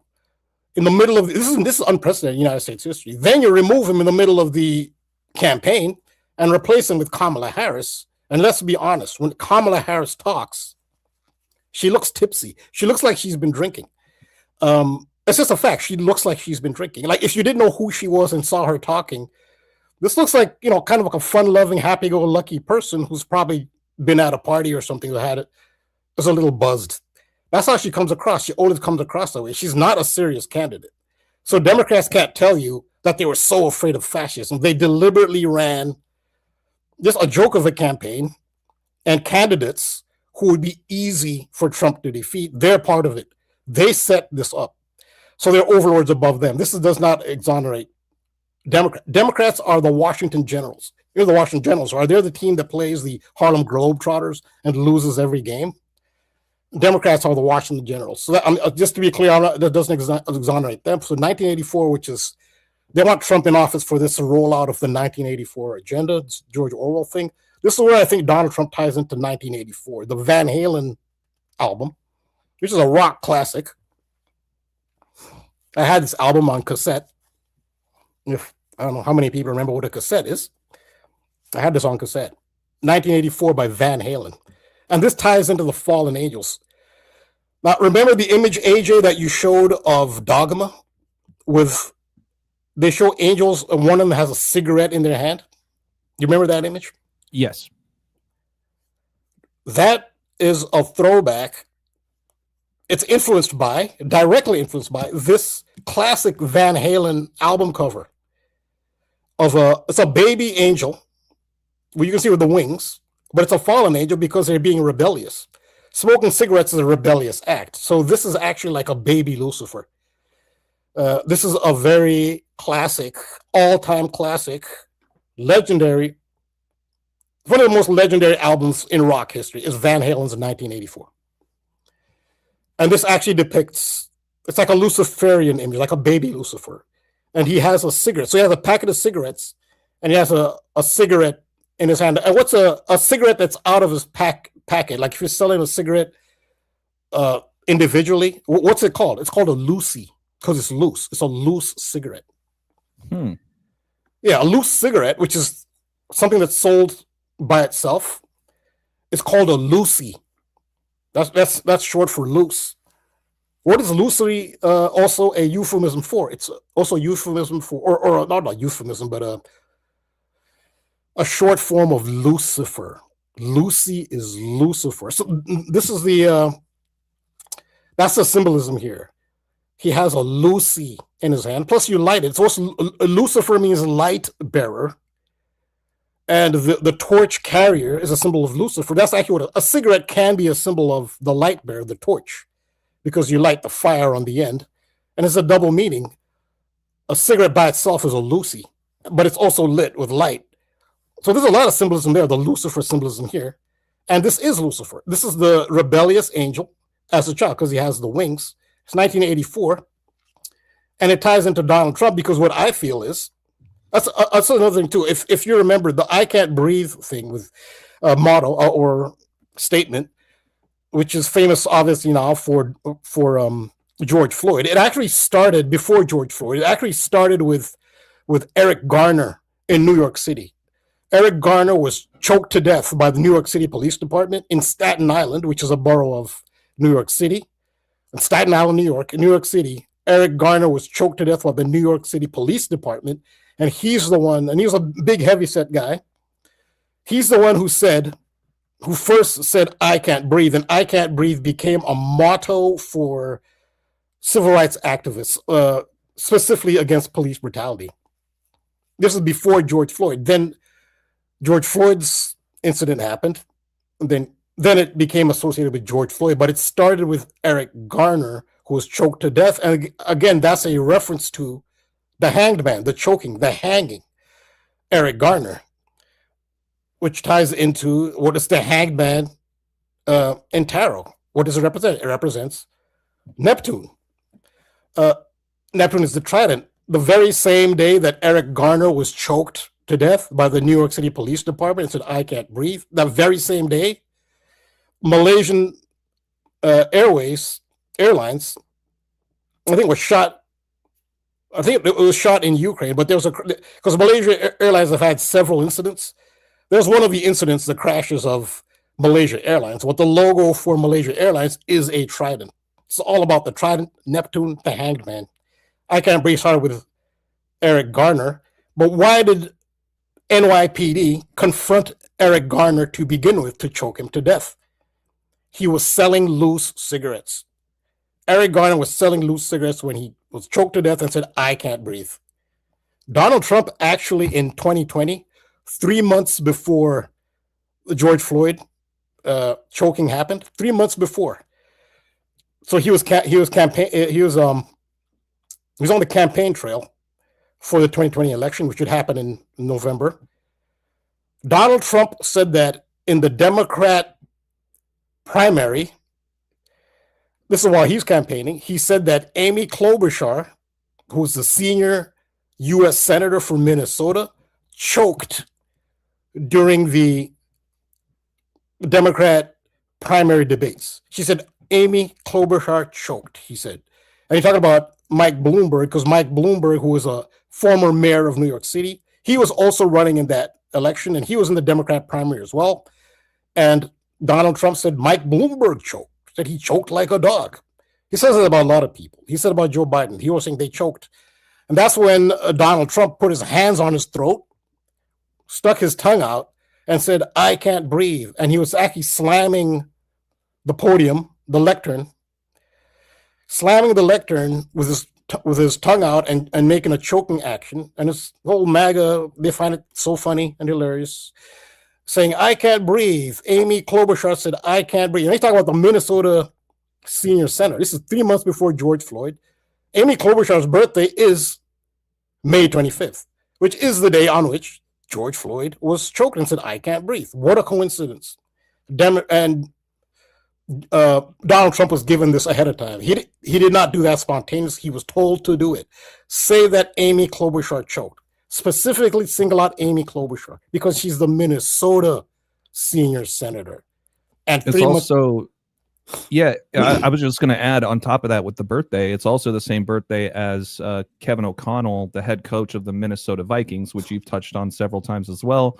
And shout out to whoever it was in the chat that pointed out that Sam Darnold, the quarterback of the Seattle Seahawks, who's now in the Super Bowl, came from the Vikings. Yes. Came over from Minnesota. So yeah, there's a big Minnesota connection especially with Sam Darnold. And he's a resurrection figure. He came directly from the Vikings. So he had already resurrected his career with the Vikings. And this is just the next step in his resurrection. There's another character in the Super Bowl connected to the Vikings. And that's Stephon Diggs, the wide receiver for the New England Patriots, was drafted by the Vikings.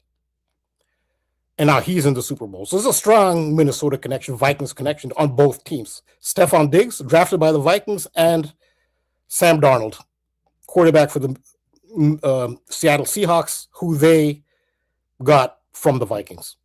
So strong Minnesota connection there. But so this is my theory, is because of 1984 and Donald Trump's connection, especially with this authoritarian thing he's rolling out, I think this baby is actually a baby Donald Trump. I think back then they actually did model it after Donald Trump. So I put together, this is the picture on the left is an actual picture of Donald Trump as a child. It's the youngest picture of Donald Trump that I can find. And also just looking at the hair of the baby on the Van Halen cover. This is a 1984 album cover. I think this is Donald Trump. I think this is modeled after him, and I think this actually is it's Donald Trump. It is a reference to him. And so many people, I don't know, people have, for decades now, people have said so-and-so is the Antichrist, so-and-so is the Antichrist. Peter Thiel is talking about the Antichrist. The Antichrist has become a mainstream discussion because Peter Thiel has brought up the Antichrist.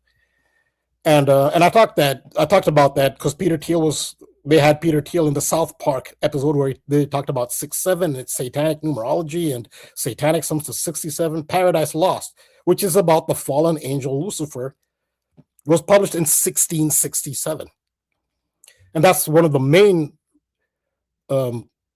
occult allusions is to Paradise Lost. That's what makes 6-7 as significant as it is. It is a direct reference to Paradise Lost, which was published in the year 1667. And Peter Thiel, who's talked about the Antichrist, well, many people feel that Donald Trump is the Antichrist. And imagery like this, not to say that he is the Antichrist, he just seems like an actor playing a role. And whatever, if there are some evil forces, well, they're the ones controlling him, as far as I'm concerned. I mean, I don't know how you judge someone like that. I mean, they're empty. He's pretty much an empty vessel who's controlled. He's a toy soldier being controlled by or like a puppet, a puppet master or somebody, whoever, like a child controlling a toy soldier or a doll. You see a lot of doll symbolism. LeBron James was just compared to a Ken. They came out with a Ken doll, LeBron James. That's not positive. They're telling you about LeBron James. He's probably an MK Ultra, mind-controlled slave, essentially, if they're making a doll out of him. That's what they tell you with doll symbolism. LeBron James as a Ken doll doesn't speak too well to his autonomy as a human being, because that's the imagery they use. So that's what Donald Trump is as well. This is Donald Trump on the Van Halen cover of 1984. Lucy, he has a Lucy in his hand. It's on the cover of Dogma. So when you see that cover of Dogma with the cigarettes, they're referring to this classic album cover. This is a classic. This is an all-time classic, this album. So it's not just an obscure album you plucked out, which has imagery that fits in. No, this is a classic. It's very significant. This is Donald Trump with a Lucy. What's a Lucy? It's a loose cigarette. No, I mean, this is why Eric Garner was choked and said, "I can't breathe," because he was selling a Lucy, a loose cigarette on Staten Island. And a Lucy refers to Lucifer. Lucifer is the fallen angel. That's what this is. This is a fallen angel. You see the wings. And that's what Donald Trump is, by, they're coding into this Antichrist fallen angel symbolism with Donald Trump. This is Donald Trump. This is an official picture of Donald Trump as a child. That's who this is referring to. And you see the symbolism, the fallen angel thing, which is the main part of the movie Dogma. Now, Van Halen, of course, is named after the lead singer, Eddie Van Halen. Eddie Van Halen passed away in 2020 on October 6th. I'm talking about October 6th because it's 106. This is the 106th NFL season. 106 is the number of Alice in Wonderland.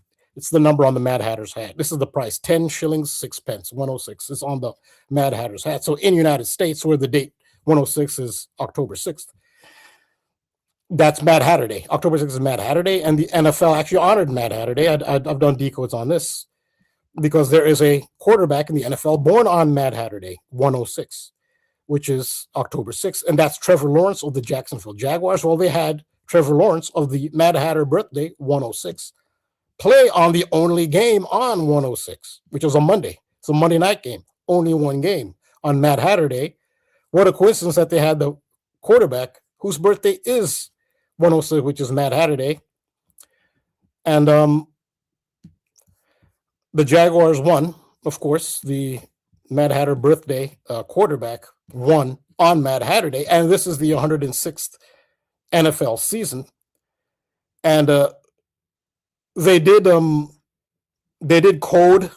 Okay, well, I don't have the visual for this, but they did code Lewis Carroll into this. So if you see the scoring here, first and second quarter, so you can see what the halftime score was. The Chiefs scored 7 in the first quarter, 7 in the second quarter, while the Jaguars scored 7 in the second quarter. So you see what the halftime score was. It was 14-7. Well, 147 in the simplest cipher of English gematria, the ordinal. 147 is the value of Lewis Carroll. This was a Mad Hatter ritual on Mad Hatter Day, without a doubt, in the 106th NFL season. So this is what I was alluding to as far as Alice in Wonderland being relevant to the Super Bowl. And it has further significance, Alice in Wonderland, because of who the halftime performer headliner is, Bad Bunny. There are two bunnies in Alice in Wonderland. One is the White Rabbit. That's not who Bad Bunny is. The other one is the March Hare, who's the colleague of the Mad Hatter. That's who Bad Bunny is. Bad Bunny is the March Hare. He was born in March. When in Alice in Wonderland, the March Hare wears a crude straw hat, which used to be a symbol in England for people who are insane, who are mad, is the straw. Apparently, that's what it symbolized.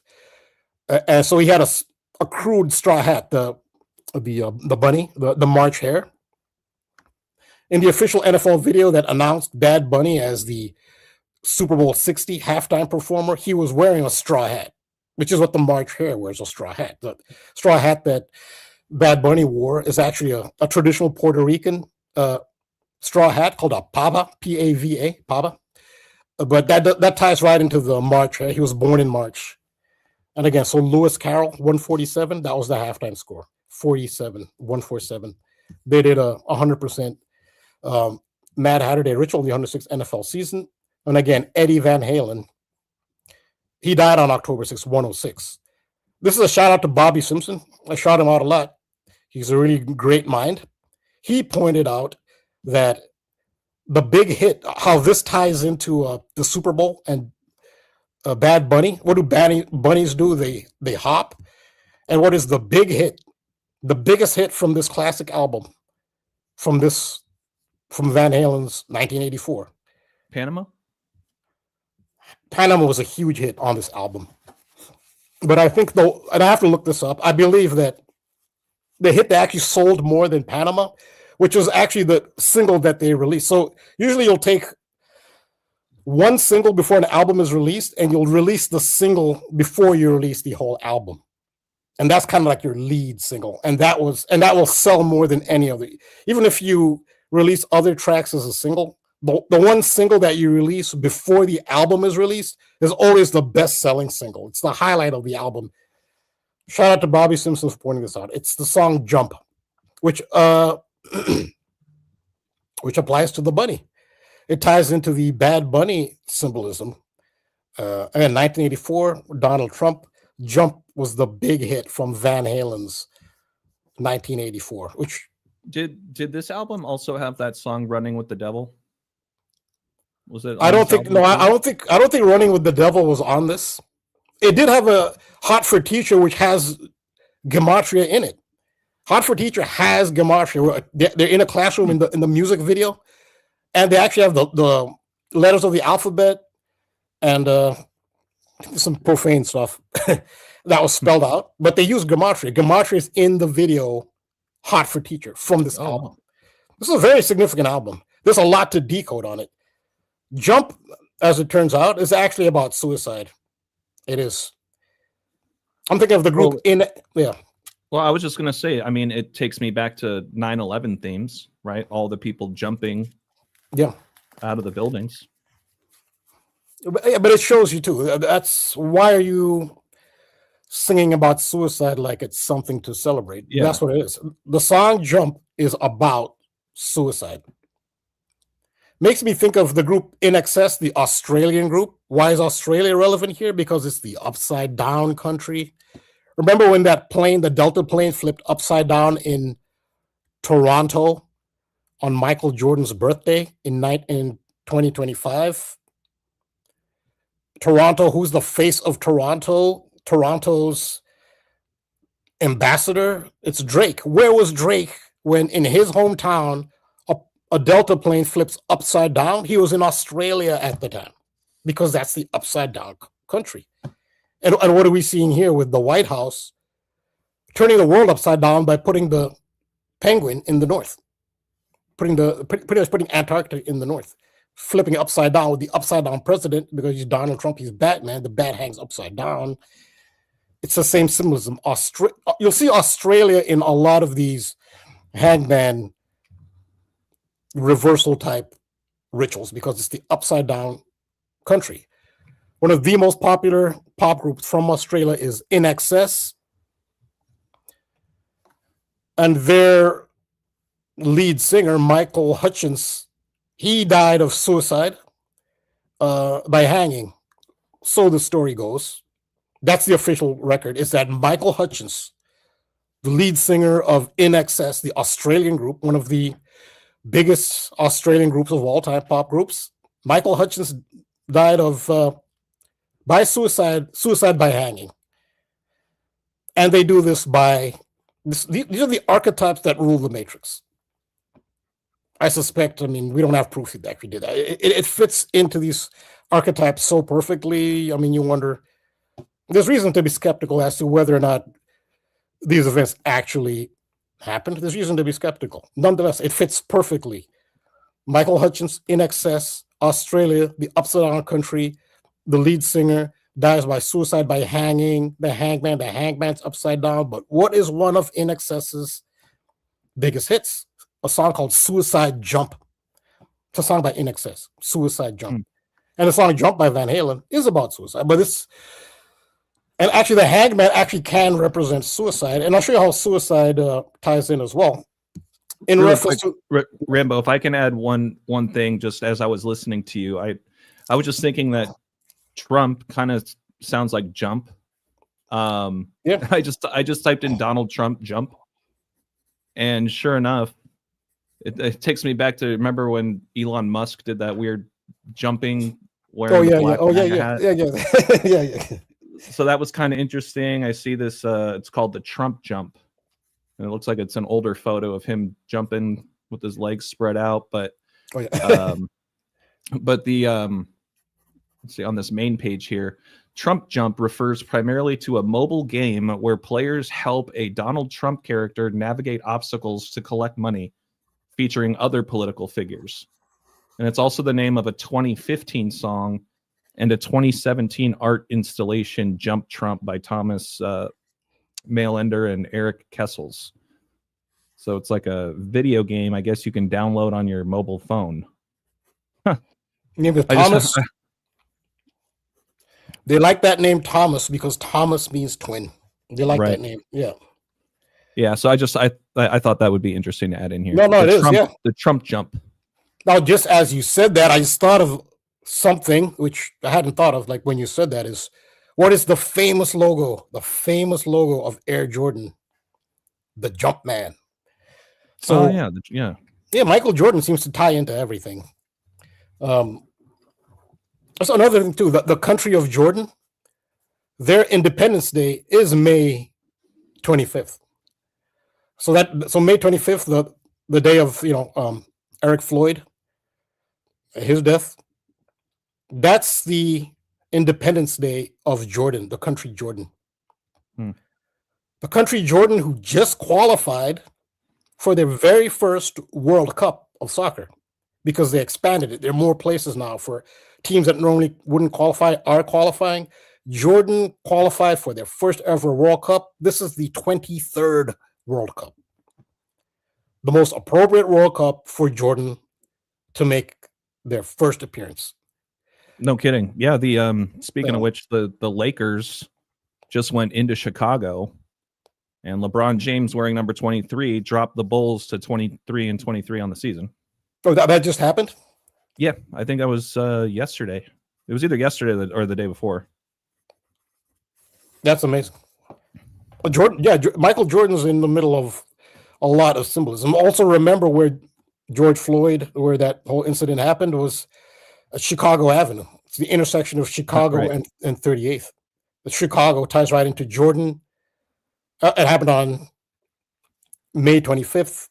And the country Jordan happens to have an Independence Day of May 25th, which is the birth. It's the birthday of the head coach. Yeah, I was just going to say, with everything you're mentioning about the country Jordan, this was also something you and I and Cody talked about earlier last year. Derrick Rose just had his jersey retired, I think over the weekend. Yeah, and of course, Michael Jordan had a little bit to say about that. Wishing him congrats and whatnot, but he's a true Chicago native, so they say. But anyways, yeah. I just thought that Trump jump was an interesting connection, just based with all the connections you've already made with Van Halen. Yeah. And again, shout out to Bobby Simpson. He talked about this song Jump and how it ties into Bad Bunny and the bunny symbolism, and the fact that Eddie Van Halen died on Mad Hatter Day, the Mad Hatter's colleague being the March Hare, 106, in the 106th NFL season. Shout out to him, Bobby Simpson. Again, aka Casey Jones, and a lot of other aliases. I call him the hero of 1,000 faces. Anyway, so the hangman, I've said symbol.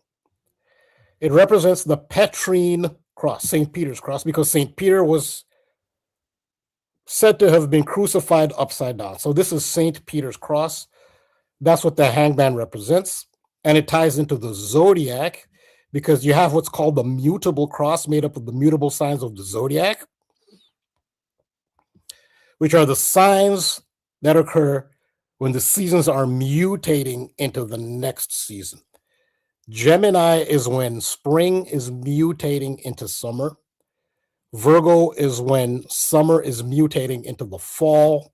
Sagittarius is when fall is mutating into winter. Pisces is when winter is mutating into spring. That's why they call them mutable signs, and they form a cross on the zodiacal. They're directly opposite each other. This cross is called the mutable cross, made up of these 4 zodiac signs. The mutable cross is the upside down cross, which is St. Peter's cross. So very often, people involved in these hanged man choking type rituals will belong to these 4 zodiac signs. Donald Trump is a Gemini. Mike Pence is a Gemini. I talked about Eric Garner being choked to death by NYPD for selling loose cigarettes, which is right from the image on the album of 1984, right from the image like you showed on the poster of Dogma, the loose cigarettes, Lucifer, the fallen angel. Eric Garner was a Virgo. And very often in these rituals, you'll see, I showed you the movie Dead Man on Campus, where they have a noose on the poster, and the 3 main actors, the 2 males and a female. And in my decode, I showed each of those actors is from one of these 4 zodiac signs with the noose in the background. Because these 4 zodiac signs make up the mutable cross, which is the upside down cross, which is St. Peter's cross, which is the hanged man, which is why Donald Trump he's a Gemini. He's part of the mutable cross.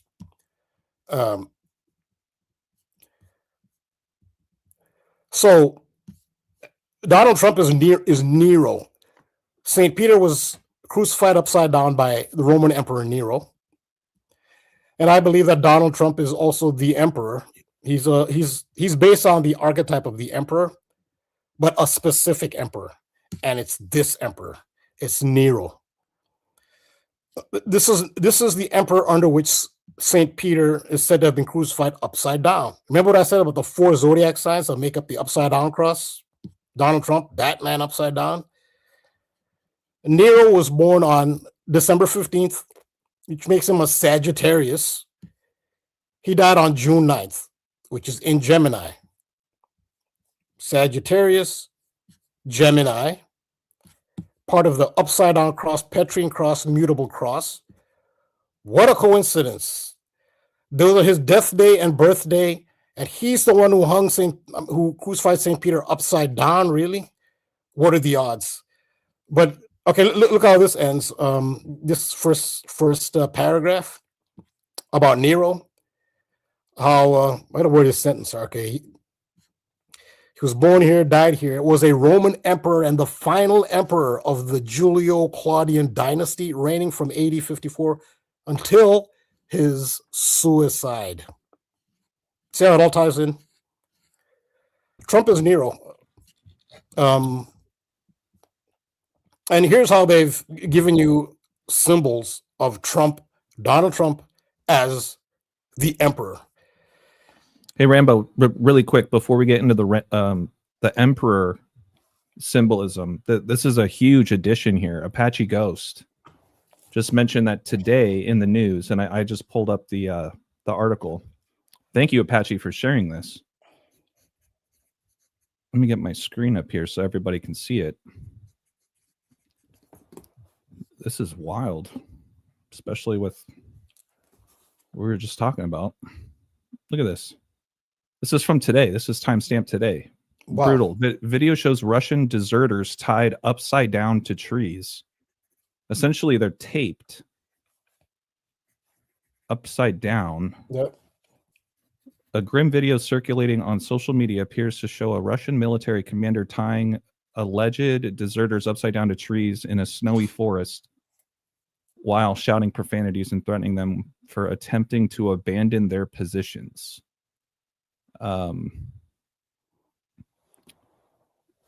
So, yeah. The comment does say, too, you zoom in on it, and apparently the words say ice. I'm not sure exactly where that part is, but regardless, this is timestamped today. So just add another example to the list. Thank you, Apache, for sharing. Yeah, thanks for that. That is amazing. But again, so they are doing this very consciously with the archetype of the hanged man in mind. They're 100% conscious of, and this is the whole world. These archetypes rule the matrix. It's everywhere. And they're based. So the archetypes, the image you see on the tarot, are archetypes that are understood at the deepest level of the human unconscious. The human consciousness is actually stored in the cells. Human body is made up of trillions of cells. Each cell has the mind. The mind isn't in the brain. The mind is in every cell. At an unconscious level, all human beings understand what these symbols mean. So the hanged man, you'll see it even in the Marseille deck. The hanged man is dressed like a soldier. One of the meanings of the hanged man is a traitor. Some decks will give different titles to the cards, especially some older decks. One of the more ancient, older titles for the hanged man is the traitor. So that's what this is. This is entirely based on the hangman. The hangman, one of its meanings is the traitor, and the hanged man is depicted in a soldier's uniform.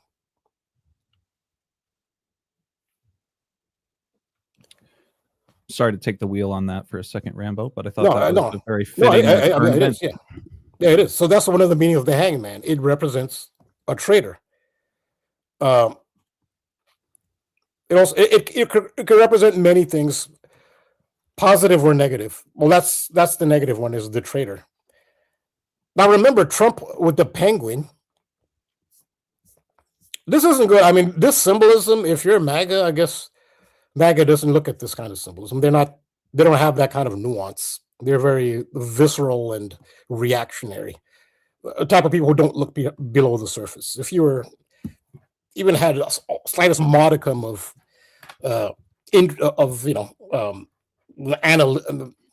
analysis, you wouldn't be MAGA.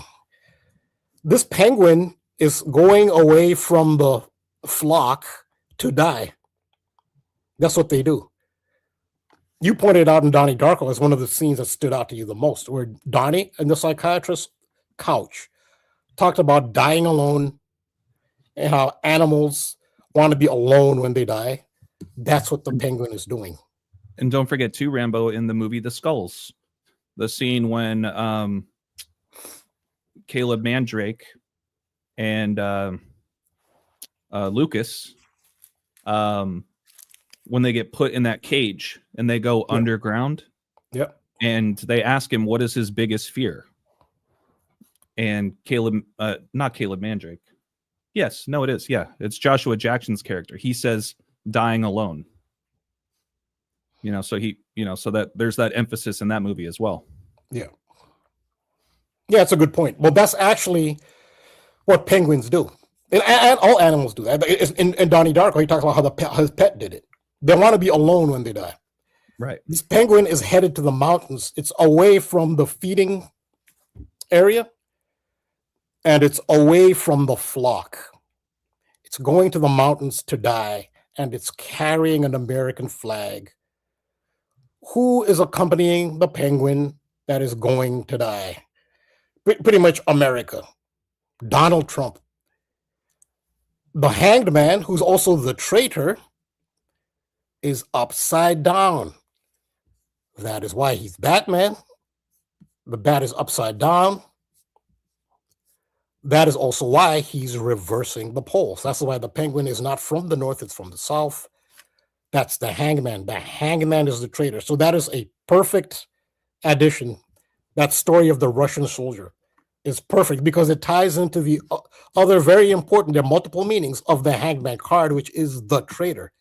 Earlier decks have the hanged man as in a soldier's uniform. He's a traitor. And that's what they do with the traitors. I guess, I don't know if that was a tradition, but they're consciously using the tarot. So you think, oh, people are just into the occult or they want to do readings or are superstitious, are into tarot. No, but whoever has a great degree of influence on the events that happen in the entire world, use those images on the tarot to determine what happens in the world. Donald Trump is all over this. It doesn't. This imagery doesn't bode well for him. What they're suggesting about him is not positive. This doesn't sound like he's some patriotic American. I can give an example, a clear example of how Donald Trump has already been a traitor. Donald Trump bailed out Argentina with, what is it, $40 billion or something? I think, yeah, $40 billion Donald Trump used to just give away to Argentina. When Argentina took that $40 billion, that enabled them to remove their export tax on their soybeans. Thanks to Donald Trump's $40 billion gift. They wouldn't have done it otherwise. Their economy was tanking. They have a very far right-wing president right now in Argentina. So this whole right-wing thing is all the rage now in the world. They're feeling their oats now, the far right-wing. They're ready to take over the world. And you know where Nazis went after World War II? They went to a lot of places, including the United States. Argentina is the main place, the main haven for Nazis after World War II, including Adolf Hitler himself. Which is why in the World Cup, they've done their little wink, wink Nazi code in the upcoming World Cup. Adolf Hitler was born in Austria. Guess who's in the same group in the upcoming World Cup? Austria and Argentina. What are they symbolizing? Where Hitler was born and where Hitler went to and died after the war, Argentina, which is why they put his birth country and his adopted country where he died, Argentina, in the same group in the World Cup. That's kind of a wink, wink, a Hitler Nazi homage that they did in the World Cup. And I've been pointing out all these little Nazi tributes they've been doing. They didn't think people would notice. We noticed their little Nazi tribute. And this isn't conspiracy stretch, hyperbole Nazi. At the inauguration of Donald Trump himself, Elon Musk did a full-on, they call it a Roman salute or a Nazi salute. Well, Nazi was the new Rome. This is what you see. What you actually see now, it's not so much Nazism per se. It's the Roman Empire, it never went away, really. Which is kind of exerting itself again, the Roman Empire. That's what you're seeing. It's the Roman salute, which is what that salute is. They were the new Rome. So they've done their little tribute there in the World Cup. So what Donald Trump did, and this is a treacherous traitor act. He bailed out this right-wing government of Argentina with $40 billion. Argentina was then able to remove the export tax on its soybeans, making its soybeans more, or you can basically, it enabled Argentina to undercut the United States soybeans prices. China then replaced United States as a source for purchasing soybeans with Argentina because Argentine soybeans are now more affordable than American soybeans, which hurt the American economy and American soybean farmers. Donald Trump did that by himself. Donald Trump enabled he basically undercut he basically attacked the United States economy and United States soybean producers. Some Republicans actually mentioned it, but just off the top of my head, thinking of the traitor symbol, that's Donald Trump. He's already done a blatant act of treachery, treason against the United States. He knew what was going to happen, or whoever is the advisors behind who did it knew exactly what would happen. United States can no longer sell soybeans to China thanks to that bailout, because it made Argentine soybeans cheaper than American soybeans. That's Donald Trump, the traitor. That's what he did with that $40 billion bailout to Argentina. It directly hurt the United States economy. Like, he's trying to crash the economy. That's what you're doing with a trade war. Who needs a trade war when the world economy is already on the brink? This is the traitor. This is the guy holding the American flag next to, escorting a penguin with an American flag to its death. He's the Hagman. He's Batman. The Hagman is the traitor. That was such a perfect addition by Apache Ghost of the traitor. But then you see again how this is the Truman Show. United States, after all, doesn't seem like it's independent. Why is everybody using the same archetypes? Why? At the same time, the Hagman, at the same time, Trump is there, which is the traitor, which is the soldier who's upside down. How come they're doing the same thing? I thought they were separate. No, they're not separate. There is one overarching power that uses these archetypes, and it dictates to the whole world. You're not just, it's not separate to United States. United States aren't a separate power from Russia. There's an overlord who's dictating to everybody. Why are they all abiding by these same archetypal elements? I think it's pretty clear. It's not a conspiracy theory. There's an overarching, for lack of a better term, call them the Illuminati. That dictates to Putin just as much as it dictates to Trump and the Republican Party and the Democrat Party. And it tells them, use these archetypes.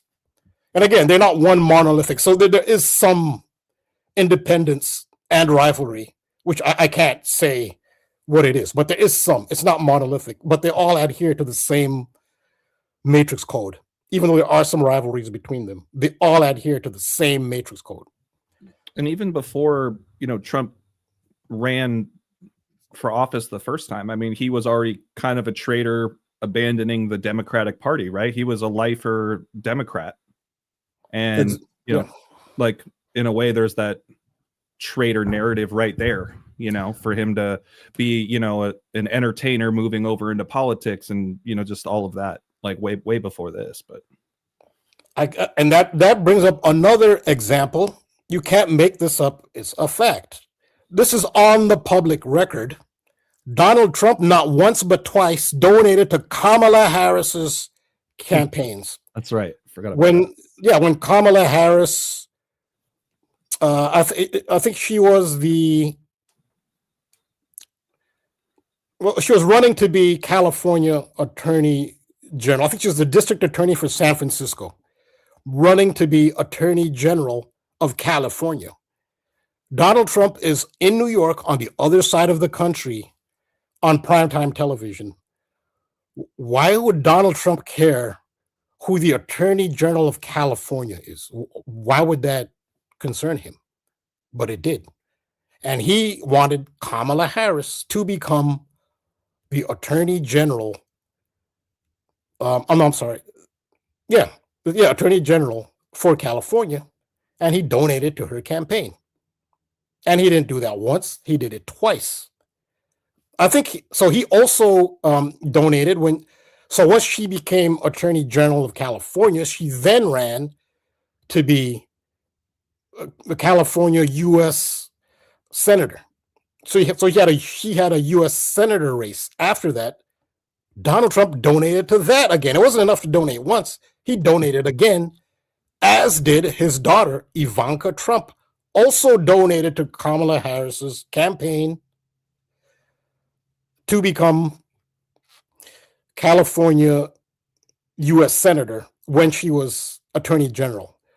Donald Trump donated to her. Ivanka Trump donated to her. Donald Trump had already donated to her campaign to become Attorney General. Of course, they're all phonies because, first of all, Fox News doesn't touch it. They will not touch that story. Why did Donald Trump? Because he's always, it's rhetoric. She's a liberal. Like, there's no definition of liberal. Like, she's the most liberal, radical leftist. Like, there's no substance behind that. Or, okay, define what a radical left is as opposed to be a moderate. I mean, he's clueless. He can't define any of that. But she's his colleague. He donated to her. So Kamala Harris has a real weak excuse for that because she's kind of on the spot. But people should see this. Divisions are for you, the populace. They create Democrat, Republican for you to take a side and you to be divided. They're not divided because they take orders from the same overlords. And that's why they donate to each other's campaigns. Cory Booker is a U.S. Senator, Democrat from New Jersey. He's personal friends with the Trumps, like personal friends with the Trumps. He was a special guest at Ivanka Trump's wedding to Jared Kushner. There's Cory Booker, friend of the family, Democrat. Divisions, you're seeing Donald Trump yucking it up with the Clintons and Jeffrey Epstein. There's Jeffrey Epstein, Bill Clinton, Donald Trump. There's a picture of Donald Trump with Melania, and then there's Bill Clinton with Hillary Clinton, and you can see how the togetherness between them. Divisions are for the populace, the people getting into this left-right divide. You can see how Democrats set up the whole ICE thing and Trump thing. They deliberately ran weak candidates to enable Trump to get into office because they have no authority, actually. There's no power behind them. They're just window dressing to make the United States appear to be a democracy. Hey, Rambo, really quick, I do have to step out for like 30 seconds, so just keep doing your thing. I'll be right back. Okay, 30 seconds. I think I have more than 30 seconds of material here. But just to say, I can't control the screen, so and I can't see the comments either. So I'll just go on here. So Donald Trump. Your screen's being shown, so you can scroll and everyone can see what you're sharing on your screen right now. Yeah. That's it, but I can't see comments and stuff. I'm just letting people know I can't see. Yeah, you're good. Yeah. Donald Trump is also coded with the Emperor. He's the Hanged Man. So these are the two tarot cards on which the Donald Trump persona, which is what it is, hopefully, and every human hopefully will eventually discover their true selves. Whoever that entity is that's controlling this body that has been identified as Donald Trump, hopefully I guess everybody will eventually, discover who they are. And right now, this persona of Donald Trump, that's all it is a persona, is based on primarily two major arcana tarot cards. One, which I've gone on at length, is the Hanged Man. The other is the Emperor. He is the Emperor. I know which emperor we're talking about. He's a specific emperor. We talked about it. Nero, he's the one under whom St. Peter was crucified upside down. It's the mutable cross, the 4 zodiac signs. Nero, a Sagittarius, who died in Gemini. Donald Trump, a Gemini. So look at how Time magazine depicted Donald Trump. This could be the Hanged Man if you put it upside down with the crossed legs of the Hanged Man. There's the Hanged Man with the crossed legs. Donald Trump. So you turn this upside down, that's the crossed legs. But here's another kind of traitor, end of America type symbolism. Is the Washington Monument is crumbling here. And Donald Trump is making it crumble. But this is from his first term that he was on this cover. He's actually destroying the Washington Monument. It's collapsing under his weight. So there's a lot of Donald Trump causing the destruction of the United States symbolism that they've done. You could say, well, I know Republicans will say, Time magazine is a liberal newspaper, and that's liberals accusing him of destroying America. No, he's not destroying America. It's liberals saying that. But again, I've given examples of his actions. He undercut United States soybeans for his super right-wing buddies in Argentina. That's pure treason. The emperor archetype is one of the bases for Donald Trump. And the emperor has the cross legs and he's reclining, just as Trump is. So this is both the hangman and the emperor. This picture is Donald Trump sitting in Winston Churchill's chair. Now, of course, people say, look at Trump. He's such a narcissist.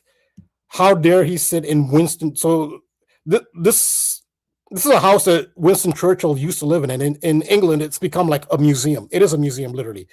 Winston Churchill's house, which still has Winston Churchill's furniture. And this is Winston Churchill's favorite chair. Nobody sits on it, but Donald Trump did sit on it. And everybody's like, what a narcissist. He was told to do it. He doesn't do these things on his own, which you're supposed to think that he does. He was told to do it. And he was told to cross his, everything you're seeing he's doing here, he was told to do.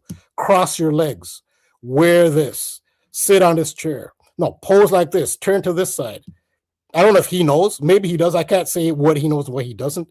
This is the archetype they're basing it on. The emperor with the cross legs and reclining. That's what they're basing it on. And who is the emperor?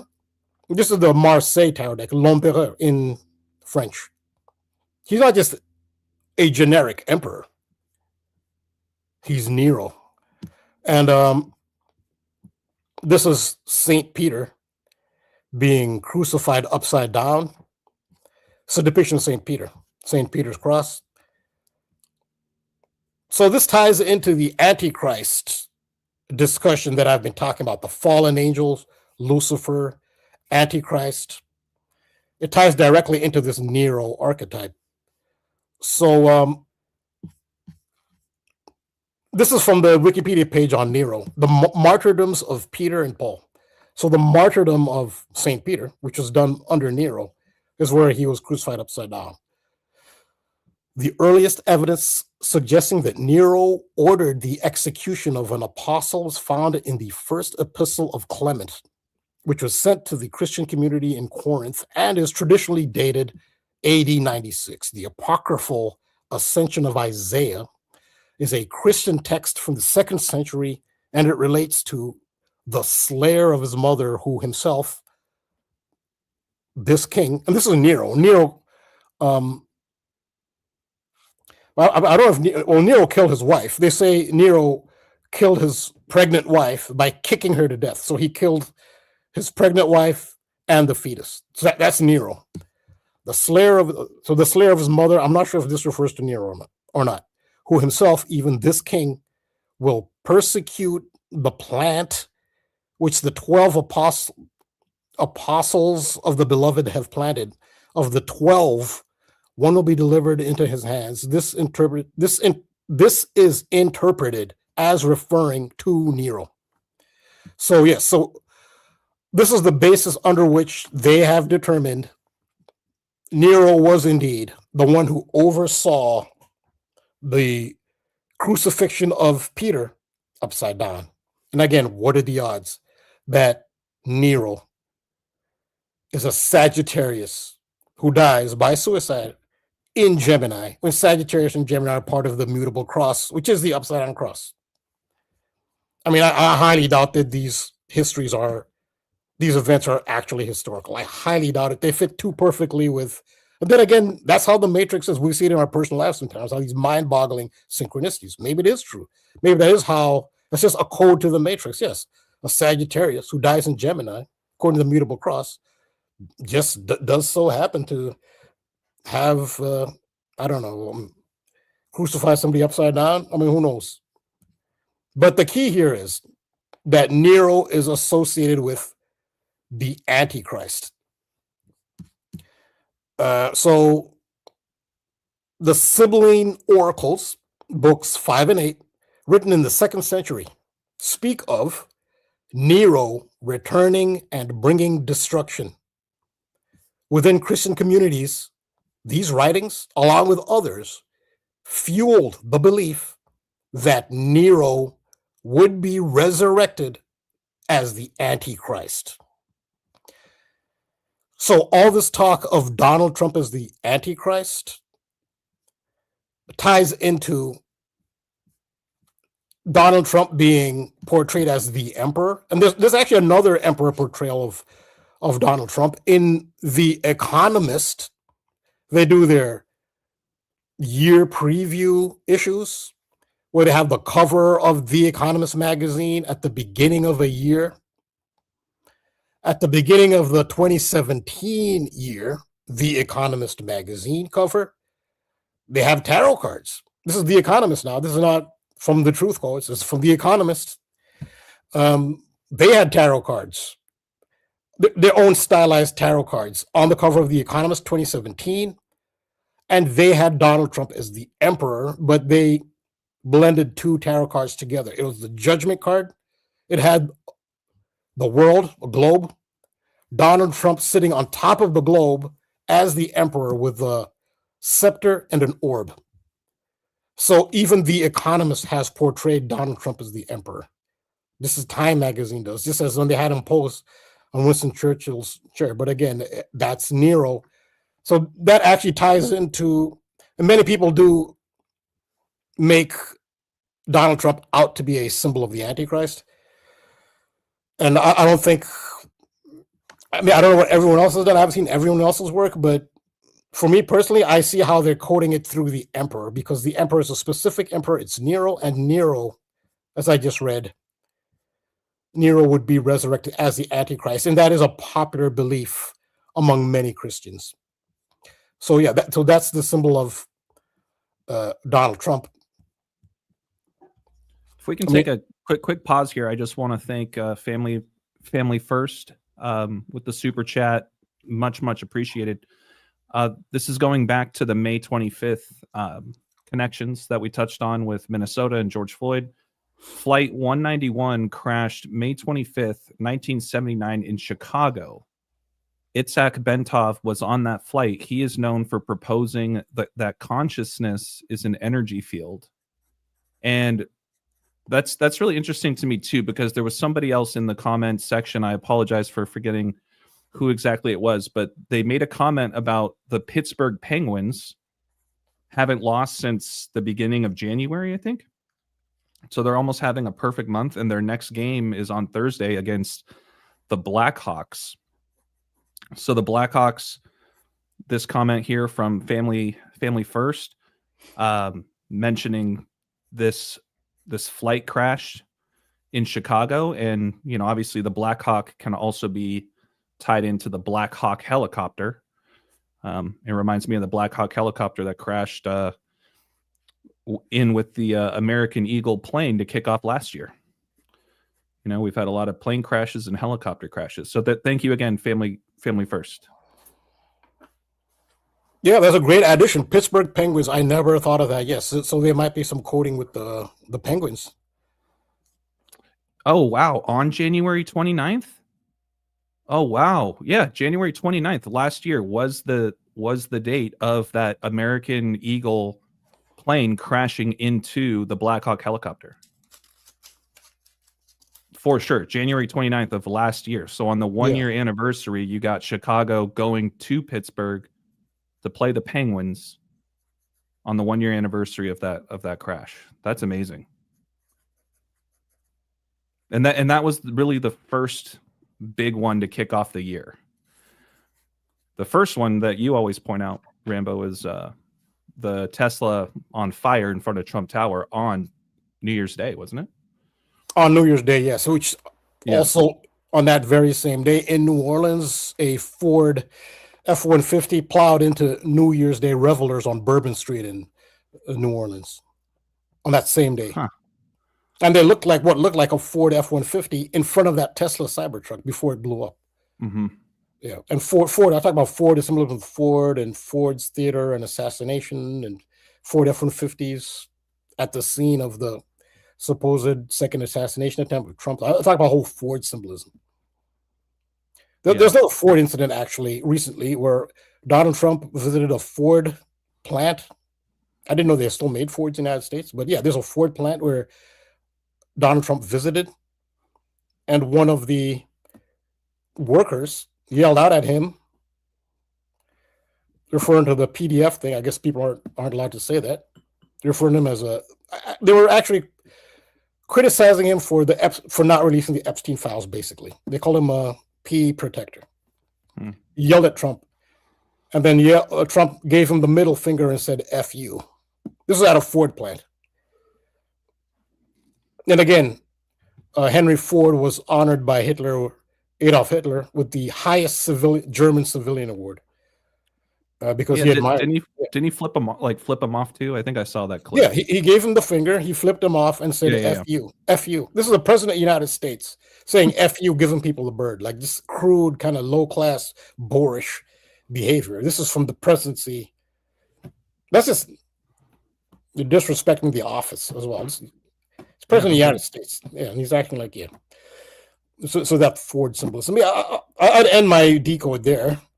I think you can try to add stuff, or people want to add stuff. I'll end it there. Yes, Steve White just mentioned, wasn't there a TV show called Black Hawk Down? I believe there might have been a TV show, but it reminds me of the movie. Yeah, Black Hawk Down with I think it was Josh Hartnett. Maybe I could be mistaken on the actor's name, but yeah, it came out a long time ago. I want to say that was like early 2000s. It's actually it's based on a real life event, which happened. And there's another country that's been in the news, especially with regards to Minneapolis, is Somalia. Some Somalis in Somalia, because the U.S. Army was doing some activity in Somalia, and they actually brought down a Black Hawk. They actually shot down a Black Hawk. So that actually takes place in Somalia, based on that incident. You can take the screen. I'll finish with my presentation. Yeah, there was actually one other thing. I may or may not have mentioned it last week, but with the helicopter themes that are still kind of floating around these days, I just wanted to reiterate that. Let's see. It's been a long time since I've seen the movie GoldenEye, 007 GoldenEye, and I haven't really seen many of the other movies, but this is a Pierce Brosnan movie that came out in like 97, I want to say. But there was quite a helicopter symbolism in this movie. I don't know if you ever saw it, Rambo, but there's a lot of scenes with the helicopter. Essentially one scene where he wakes up from being unconscious, and the other main character, Natalia, she's screaming at him to wake up because essentially the villain has them stuck in a helicopter that's about to explode, and then last minute he shoots out the top, and that's just one scene, because then one of the other villains towards the end of the movie comes flying down out of a helicopter and then ends up dying from the helicopter. It's just a lot of helicopter themes there, and it just makes me think about Golden Eye, kind of with the eye symbolism and things that we've continued to talk about. I just want to throw that in there.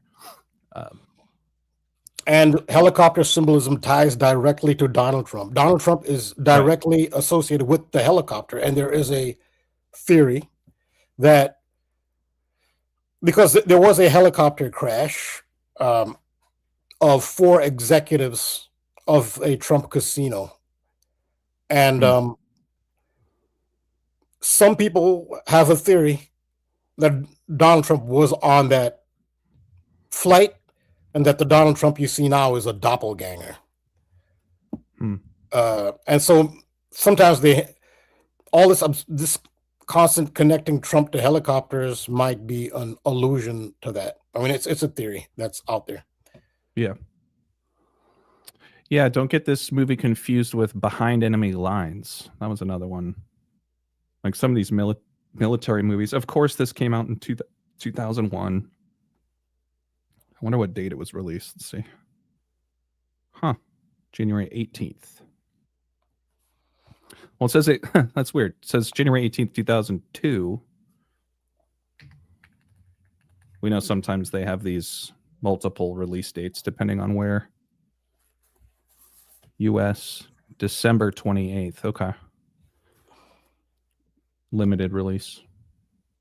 Anyways, yeah, I mean, that's the gist of what I had, really. I mean, thank you again so much for choosing to go with the slides that you had shared there, because I think that was a perfect segue into just some of the observations I made about that movie, Dogma. So once again, when you get a chance, it is a dark comedy, a lot of big names in it, and it's just a very biblical movie. Another 1999 film, so this didn't just release, but also let's not forget what Mike G. Shout out to you, Mike, for also pointing out that he found it interesting that this is the 25-year anniversary of that movie, and they had actually banned it from DVD and streaming services until this year. So now is there a reason it was banned? I don't know. That's a good question. Let me do a quick Google on that. Why was the movie Dogma banned?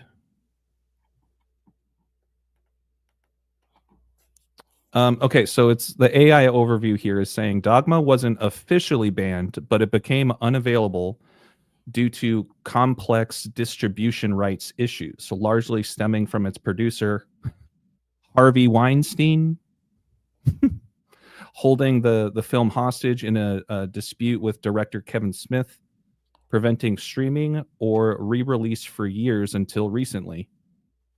Though its controversial religious themes, how do you say it? Satirizing?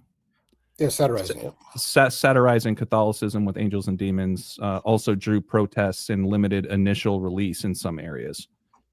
So that's the main reason, apparently, why it was. Yeah, so I guess it wasn't officially banned, but with all the other back end stuff going on, it was limited. Just put it. Could you go back to that graphic of the Dogma with the hands on the cigarette? So you see that cigarette, but you see how that ties into the Van Halen cover from 1984. Oh, yeah. I flipped it back and forth a little bit when you were showing the Van Halen cover. Okay, good. Yeah. But yeah, this was another piece like George Carlin. I don't think he plays the Pope, but he's a priest for that church that the demons are trying to get into, and they retire the crucifix and they introduce Buddy Christ. So here's the new statue of the Catholic Church. So once again, you guys can see that it is satirical, making fun of Catholicism, but it is a really interesting movie. It's a dark comedy. There's a lot of symbolism, some in which we touched on today. But would it be fair to characterize it as blasphemous? Yeah. It is blasphemous. Okay. I would say so. I mean, this like black demon down here? It's essentially a poop demon. So it's a bizarre movie, but I feel like with how each of the characters in this movie, they play different roles in this story, I just thought was very interesting.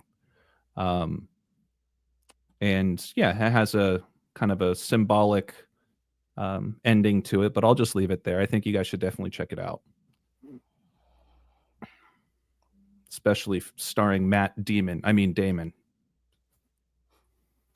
But yeah, I mean, Rambo, was there anything else you want to touch on, I guess, before we wrap up? We're just at about the 2.5 hour mark. Yeah, I think that's actually a good time, but what I'll do is I will upload my decode, and this is thanks to Ricky, who pointed out to that video that they had put out, which I did not know about. Bill Gates standing outside a Levi's store in Times Square, New York, which she said before the conference final games, she said, this looks like a Seattle Super Bowl clue to me, she said, and wanted me to find any other clues, which I did. And what we came up together was Patriots, Seattle. And so I'll put it's a under 4-minute video, which I'll put up on Patreon tomorrow morning. It's already finished. I was going to short tonight, but I think it's a good way. Segued, 2.5 hours is good. And I'll put it up tomorrow morning on Instagram.com/TheTruthCodes. And a big shout out to Ricky. Yeah, perfect. And I'm guessing it'll also be up on the Patreon as well. No? Yeah, I guess. Yeah, yeah.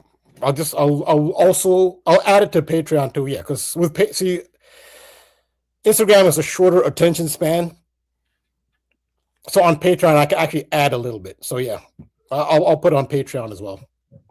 Perfect. Since it's on Instagram, I'll make it available for free on Patreon. Since it's on Instagram anyway, I'll add a little bit to it as well. Yeah, definitely. We had talked about it over the phone, where I said, "Wait a minute." From what Ricky brought up, and what I saw in the video, which he talked about it looks like Seahawks, Patriots. That's what we came up with. Remember, I told you that on the phone Of course. before. Yeah, and it turns out that actually that's what it was. So I'll show people what the decode was. It's very fascinating. Yeah, Ricky is brilliant. She's been sharing a lot of stuff with me too. It's almost so much it's tough for me to keep up with, but it it reminds me a bit of the, Discord that's part of your Patreon as well. It's just so much abundant information, brilliant observations, which I know always further improves upon your own. And yeah, I guess in closing, maybe if you can give a final outro of yourself for those who might not be familiar with you, which I think is few and far between, but $5 a month, not a day, not a week. Yes, thank you again for having me, putting this together, promoting my work. And this is, yes, where I can be found. Patreon.com/the truth codes. It's one tier, $5 a month. A big decode, which I'm about to drop. I know it's been a while. I've been saying that I'll drop it. So much stuff is happening in Minneapolis. And I titled it Johnny Be Good. But I've given I put out 2 excerpts. And even just the excerpts have gotten just a tremendous reaction. And the video I did before that, which is a full video, like a half-hour video, was I-35. Which it would help to see I-35 before you see Johnny Be Good and the other excerpts. And I talked a little bit earlier in the show about it. Well, yeah, so Johnny Be Good, I mean, I will complete that and release that full video. I have so much on it. It'll be, I think I have over half an hour for Johnny Be Good.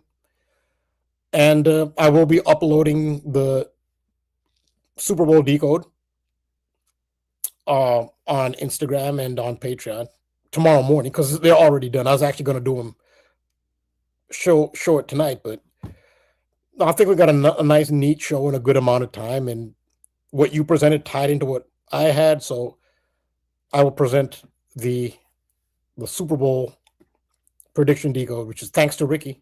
It's a video I did not know about, starring Bill Gates in Times Square, New York. I will be uploading it tomorrow morning on Instagram, and I'll do a Patreon version as well.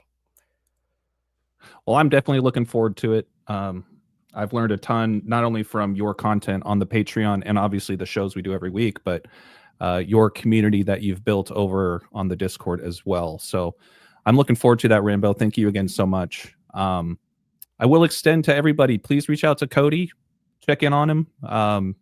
Just being mindful that he typically has to make sacrifices to get up early or late in the middle of the night for him to join us. So I'm assuming, but there could be a chance that, he overslept or slept in, no big deal.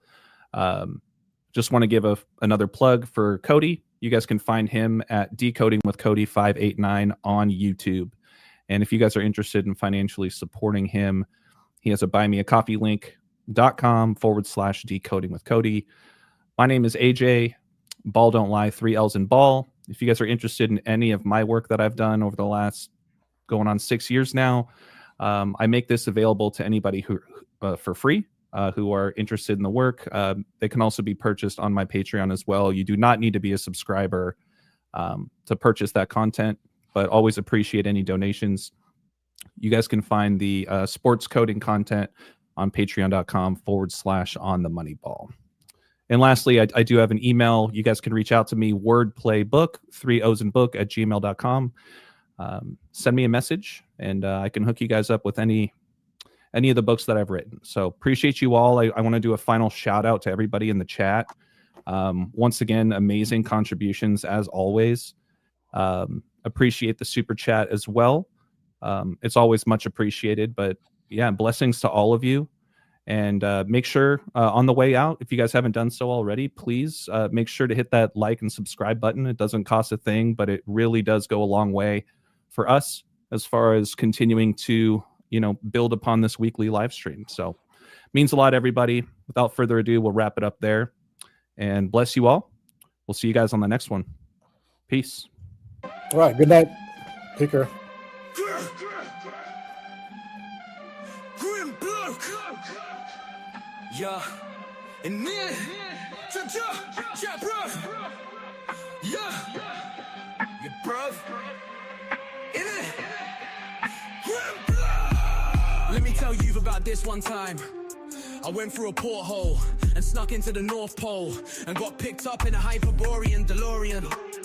They said they knew I was a Webster Merriam historian, master the numerical Gregorian, the hysterical mystic, no more than a Pythagorean's conspiracy theory Ethereum in the etheric fear realm. I thought they were gonna take me to the crematorium in their Hyperborean DeLorean.